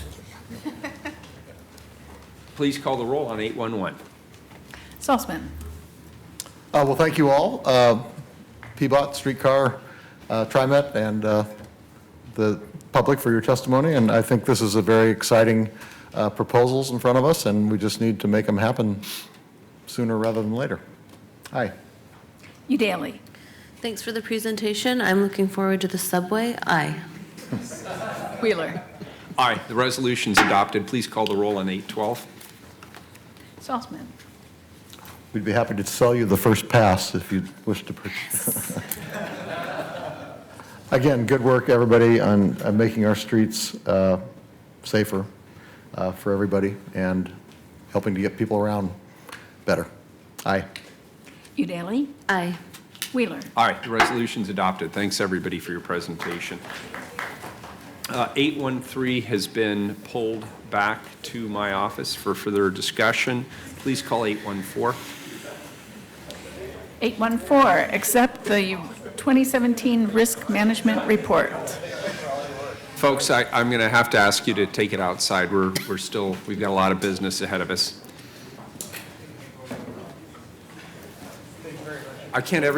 People don't want to sit around and listen to the risk management report? This stuff's good. This is good stuff. Really missing out. Good afternoon. Thank you for your patience. Good afternoon, Mr. Mayor. Good afternoon, Council. I'm Brian Inge, Bureau Director for Internal Services. We are here to present Risk Management 2016-17 Annual Report. The Risk Management Division is one of 4 central services that BIBS manages. For the current fiscal year, risk management budget is $16 million. The fund includes appropriation for actuarial estimated costs needed to pay claims, the cost of commercial insurance premiums, and operational costs for the Risk Management Division. Each city agency gets an expenditure allocation based on a risk industry formula. Risk management objectives include preventing and minimizing injuries to employees and the public, protecting the city's capital assets, minimizing the total cost of risk to the city, and protecting the city against financial consequences of catastrophic accidental loss. The Risk Management Annual Report provides the City Council and management with an overview of the division functions. The intent of this report is to provide information about workers' compensation, general liability, and automobile liability losses for the past 5 years, as well as insurance requirements and premiums, and loss prevention and employee health and safety services. In addition, this report, we have highlighted risk management-related challenges facing the city and the risk management team. The 4 major services that risk management provides are claims management, and that's both in terms of general liability and workers' comp, loss prevention, insurance, and occupational health. Kate Wood, the city's risk manager, will provide further information about these services. Thank you, Bryant. Mr. Mayor, members of council, thank you for this opportunity to present the 2017 risk report. It provides an overview of the city's centralized operational risk management program. We provide advice and services related to these centralized operational risk functions of financing for recognized risks using a combination of self-insurance and commercial insurance, claims administration, and loss prevention advice and services and assistance.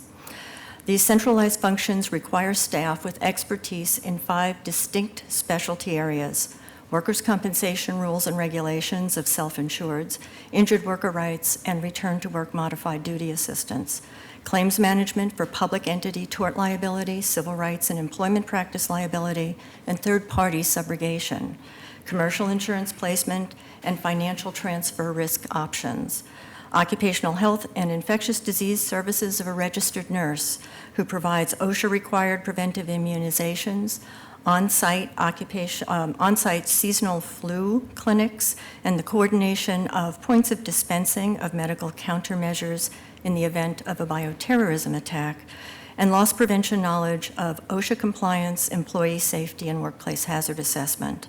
In addition, city risk managers a risk information software, actuarial services, and insurance broker services, and contracts for industrial hygiene and hearing conservation that are used by bureaus.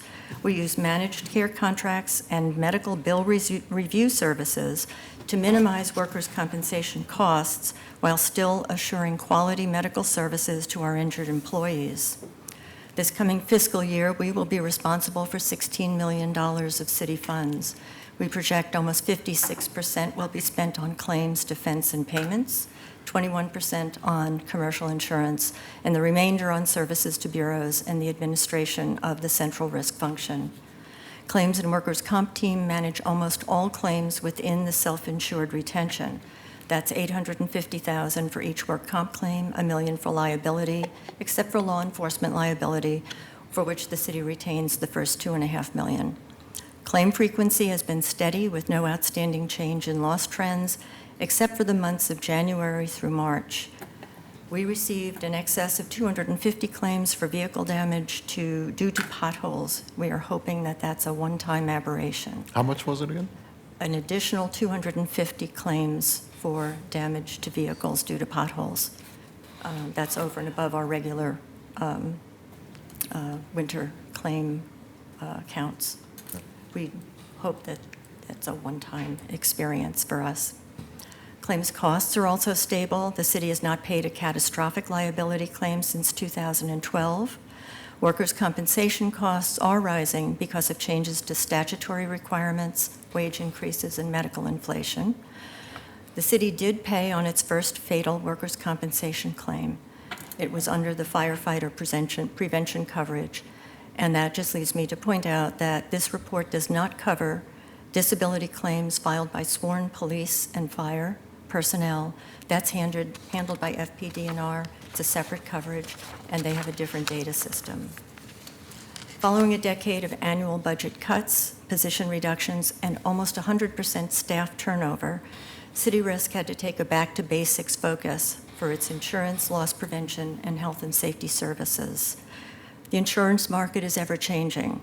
Earthquake coverage has been seriously restricted even as the science made us more aware of the risk. The liability market for law enforcement forced the city to accept a split retention back in 2013, and major insurers for public entity liability are withdrawing from the market. The result for the city was a 64% increase in premium in 2015 in order to place excess liability coverage for the same conditions and limits. New risks are continually emerging. So City Risk has refocused its insurance activities. What for over a decade was a pretty straightforward policy placement and renewal process, we have substituted conducting a detailed, in-depth review of all the commercial coverages that we buy for limits, retentions, deductibles, and gaps in coverage. We've refined the insured property list and worked closely with property-owning bureaus to better understand how insurance works best for them and what makes sense to insure. We've improved the insurance application process and expanded the property loss prevention efforts to improve resilience to loss and to better present the city as a preferred risk in order to give us access to the broadest markets and obtain the most favorable rating. Those efforts have allowed us continue to obtain earthquake limits, even though the market has seriously retracted. We've designed a new insurance program in the last 6 months for residential property ownership and management. That's a new line of business for the city, which does not fit well into the existing master insurance and self-insurance programs. And we continually monitor emerging risks for risk transfer options. Right now, cyber liability and autonomous vehicles are on our radar. City Risk has wisely placed responsibility for managing risk and preventing loss in the hands of Bureau management. They are best able to anticipate and identify risks facing their operation. They can direct resources, procedures, and implement training to manage the exposures, and are able to rapidly act to mitigate losses that do occur. Larger bureaus hire their own safety and risk staff. The City Risk Loss Prevention Team focuses on the city's statutory requirements of a self-insured and provides expert advice and assistance to the bureau safety staff and direct services to the smaller bureaus who do not have full-time safety staff.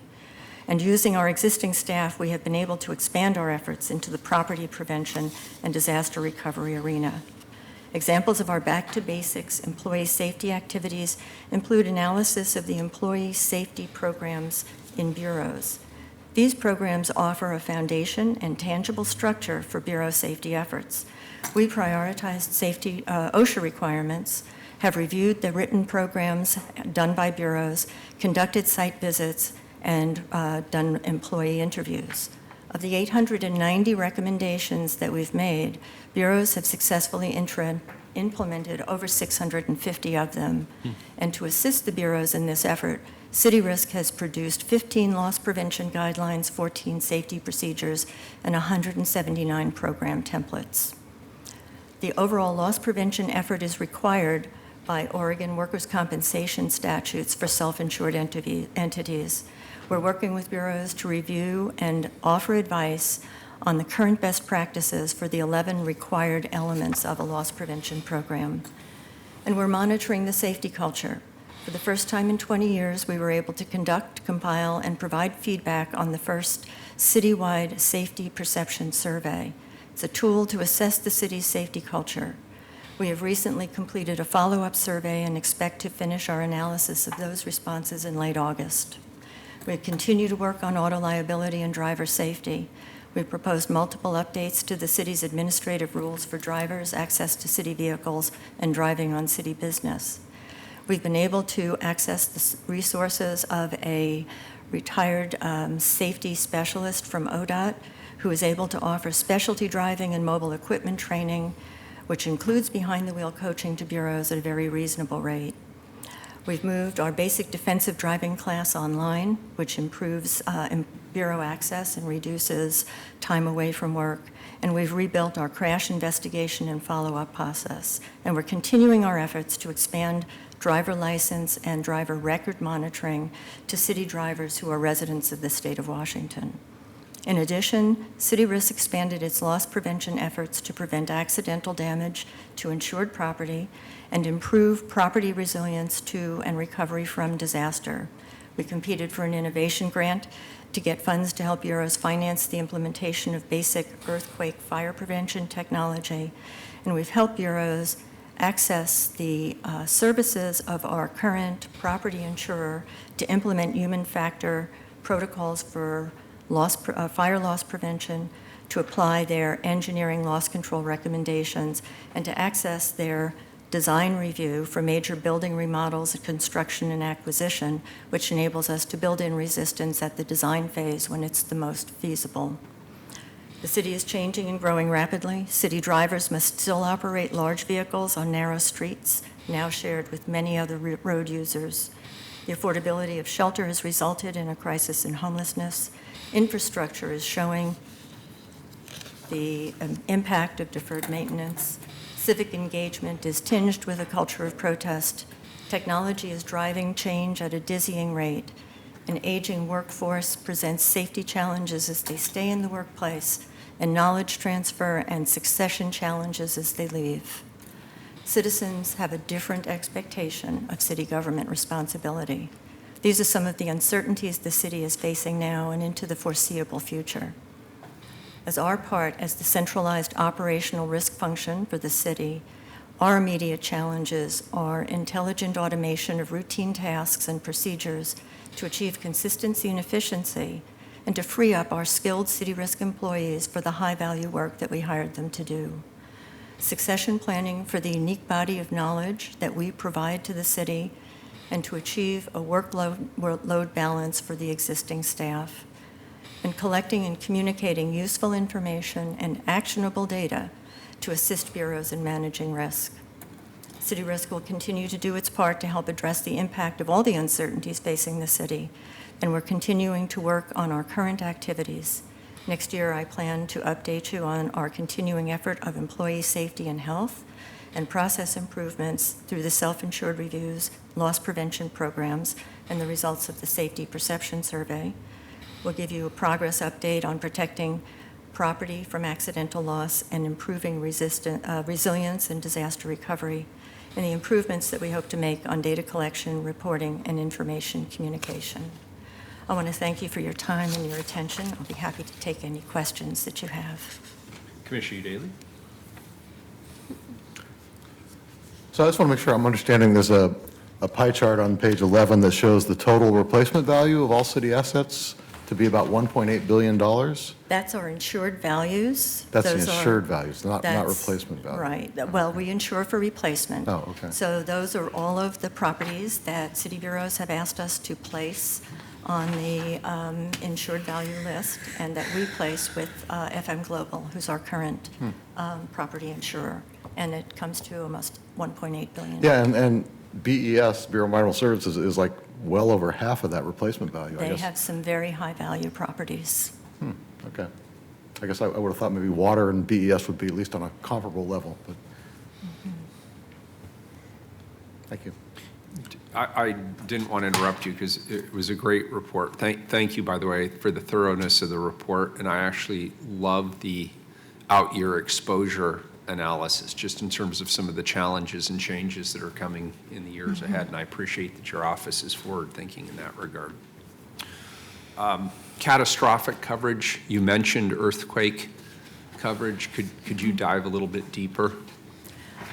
As part of our property coverage, we have very good coverage against standard perils, but in the Pacific Northwest in around 2012, 2013, the insurance market moved away because of the high risk. At that time, in 2012, we did a probable maximal loss study on our statement of values, the insured values, and the models told us that we would, in a 6.5 West Hills quake, we would experience $160 million to $180 million of loss on the insured values. At that time, we had been carrying about $100 million in earthquake coverage through our insurer. And just as we were going to look into buying more coverage, the insurance market moved away, and the following year, the insurers offered us earthquake coverage at a 75% reduction. They only offered us $25 million. Now, we've been working very hard at improving resilience, working with the bureaus on taking advantage of the loss engineering offered by the insurer. And so they were able to dip into their own facultative market and reserves and offer us an additional $50 million. So right now, we're still able to buy $75 million in earthquake coverage, probably with about $3 million in deductible. So earthquake is not a risk that you can insure your way out of. No. We have enough coverage that will probably help us clear the rubble, but probably not enough coverage to rebuild anything.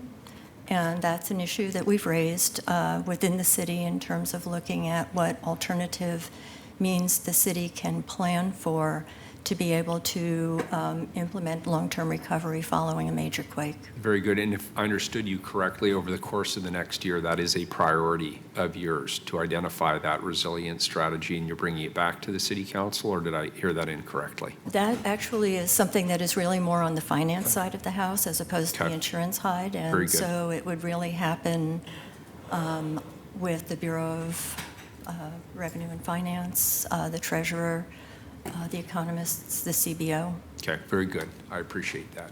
Thank you. Any further questions before we?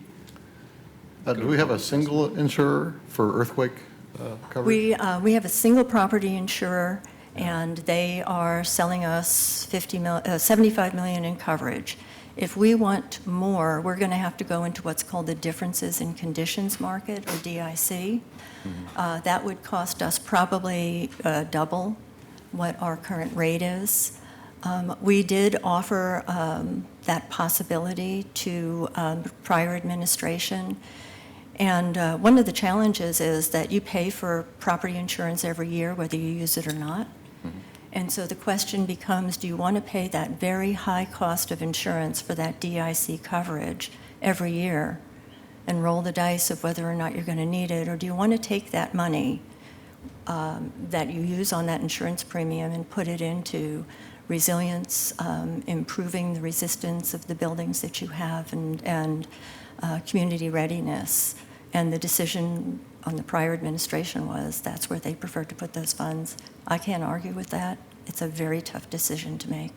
I guess my question really was who stress tests the insurance companies to make sure they have an ability to really pay in that sort of a scenario? We work through a national insurance broker. Currently, it's Willis of Oregon, and they only lead us to insurers that are high-rated by the rating companies. So we're with FM Global, which is one of the largest and strongest property insurers in the world. And I've always said that if you're not able to get into another market, if you can stay with FM, you're probably with the best insurer you can get. As a good example, following the 2015 floods, we had to quickly after the disaster declaration, we quickly put together an insured property loss reporting process and have submitted a claim to FM. Most of the property that was damaged in those floods was not insured, but FM worked with us, only charged us a single $100,000 deductible, and so the insured loss will be getting back about $150,000. It doesn't sound like much, but if they had kept to the actual bird of the policy, we wouldn't have gotten anything because of the varying deductibles. We just had a fire at a city property a couple of months ago, and it turns out that that particular property had not been listed by the Bureau to be insured. Yet we do have some additional coverage that allowed FM to provide coverage for that building. And so we are going to get some insurance. And so they're an excellent company to work with. They have very strong reserves. They're a company that's operated by engineers, and so they have a very different approach to how they set their reserves, how they aggregate their risk, and how they charge, and how they work with their members. Okay, thank you. Very good. Is there any public testimony on this issue? No. One individual. Very good.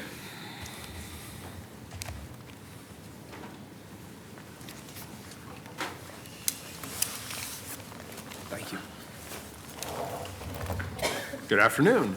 Good afternoon.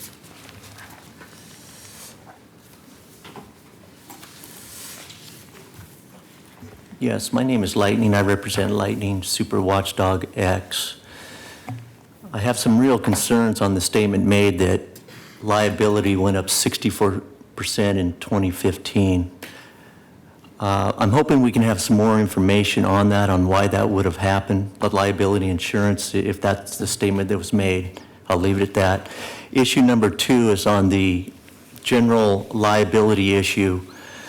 Again, looking at the ruling by John DiLorenzo, the victory from John against the city for $17 million. Now, my understanding that could be considered as alleging negligence of some of the people at the city of Portland. I want to know why we cannot have insurance cover those type of situations, why we don't have proper E&O insurance on certain commissioners who do make mistakes, who do not follow the charter, who do not follow the Constitution, to fall back on our insurance policies with a full investigation on why they did not do that, and why the insurance can't pick up that loss. If that's going to happen, then fine. Issue number 2, on the overall property insurance for the city at $1.8 billion, correct me if I'm wrong, but I think we're looking at an overall value of the city closer to $25 billion to $35 billion, if I'm correct. Now, that would tell me that we are definitely underinsured, and you're picking and choosing certain properties that you hope will be covered in the event of a serious problem. Now, to me, that's not good planning from the city, and I have asked to have a percentage of the overall real estate assets sold, similar to what Governor Brown is proposing at the state of $5 billion overall. I would like the city of Portland to propose a $1 billion asset reduction due to the fact we are not properly insured. That concerns me. By selling it, you take the equity back in to the city, you remove the liability, and you're better off by doing that. To have real property assets not insured, and again, as we know, we're talking replacement cost here. And let me tell you something.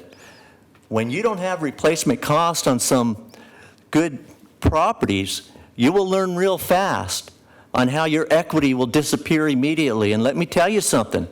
The taxpayers do not want to take any chances on losing the money they have invested into these properties. I'm asking again for a liquidation of a certain percentage of the real property assets due to being underinsured, not the proper insurance in place, and we do not want to lose that equity. Thank you. Thank you. Can I entertain a motion, colleagues? Move to accept the report? Oh, sweet Jesus.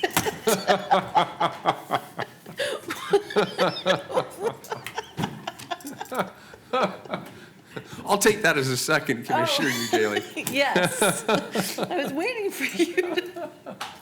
That's great. All right, so we have a motion from Commissioner Saltzman, a second from Commissioner Udaly Yes, to indeed. accept the 2017 Risk Management Report. Please call the roll. Salzman. Well, thank you for this very thorough and illuminating report that's full of all sorts of interesting facts. Aye. Udaly. Mayor, it's fun to watch your eyes light up when we're discussing risk management. Aye. Wheeler. Great report. I appreciate it. Thorough, on point, and I think you highlighted the right issues. Thank you. Aye. The report is accepted. And last but not least, item number 815. 815, grant a franchise to LCP Oregon Holdings LLC to construct, operate, and maintain pipeline facilities under the city streets for a period of 20 years. Good afternoon. Good afternoon, Mayor and Commissioners. My name is Jennifer Leith, Program Manager for the Office for Community Technology Revenue Division. This ordinance is a new replacement franchise agreement continuing authorization previously granted to LCP Oregon Holdings for pipeline facilities installed in the public right-of-way on Northwest Front near Northwest Duane Avenue near Highway 30. The franchise will replace the terms and conditions of a 2006 franchise agreement for LCP Oregon Holdings, who is the successor to the original franchisee, Paramount Petroleum. The original 2006 agreement will currently expire on October 31st, 2017. Staff and LCP have been in negotiations for a modern franchise agreement to replace the former authorization to Paramount. The final agreement is consistent with other pipeline franchises granted by the City Council and with the city policy adopted in Resolution Number 37168 regarding fossil fuel infrastructure. LCP understands the restrictions against its expansion, and the franchise agreement is negotiated to provide authorization for the company to only maintain its current facilities in the right-of-way. Under the terms of this agreement, if the franchisee desires facilities to be built beyond the current infrastructure as described in Exhibit A to the franchise, then such expansion must be approved by City Council via ordinance as a franchise amendment prior to the company seeking permits for construction. At the same time, the parties will negotiate compensation for additional occupation of the right-of-way. The new franchise also includes increased insurance requirements for pollution liability as well as other modernized provisions. I'm happy to answer any questions that you have. Colleagues, any questions? Just to be clear, if they want to build any additional facilities, it comes to a vote. We would have to do an amendment. So this franchise only authorizes them to have the facilities they currently have. Now, they can repair and upgrade for seismic, but they can't expand beyond the box that's in Exhibit A. Okay, thank you. Commissioner Saltzman, any questions? No. Very good.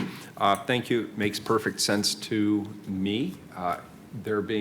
Is there any public testimony on this item? No one has signed up. Very good. This is a first reading of a non-emergency ordinance. It moves to second reading. And we are adjourned.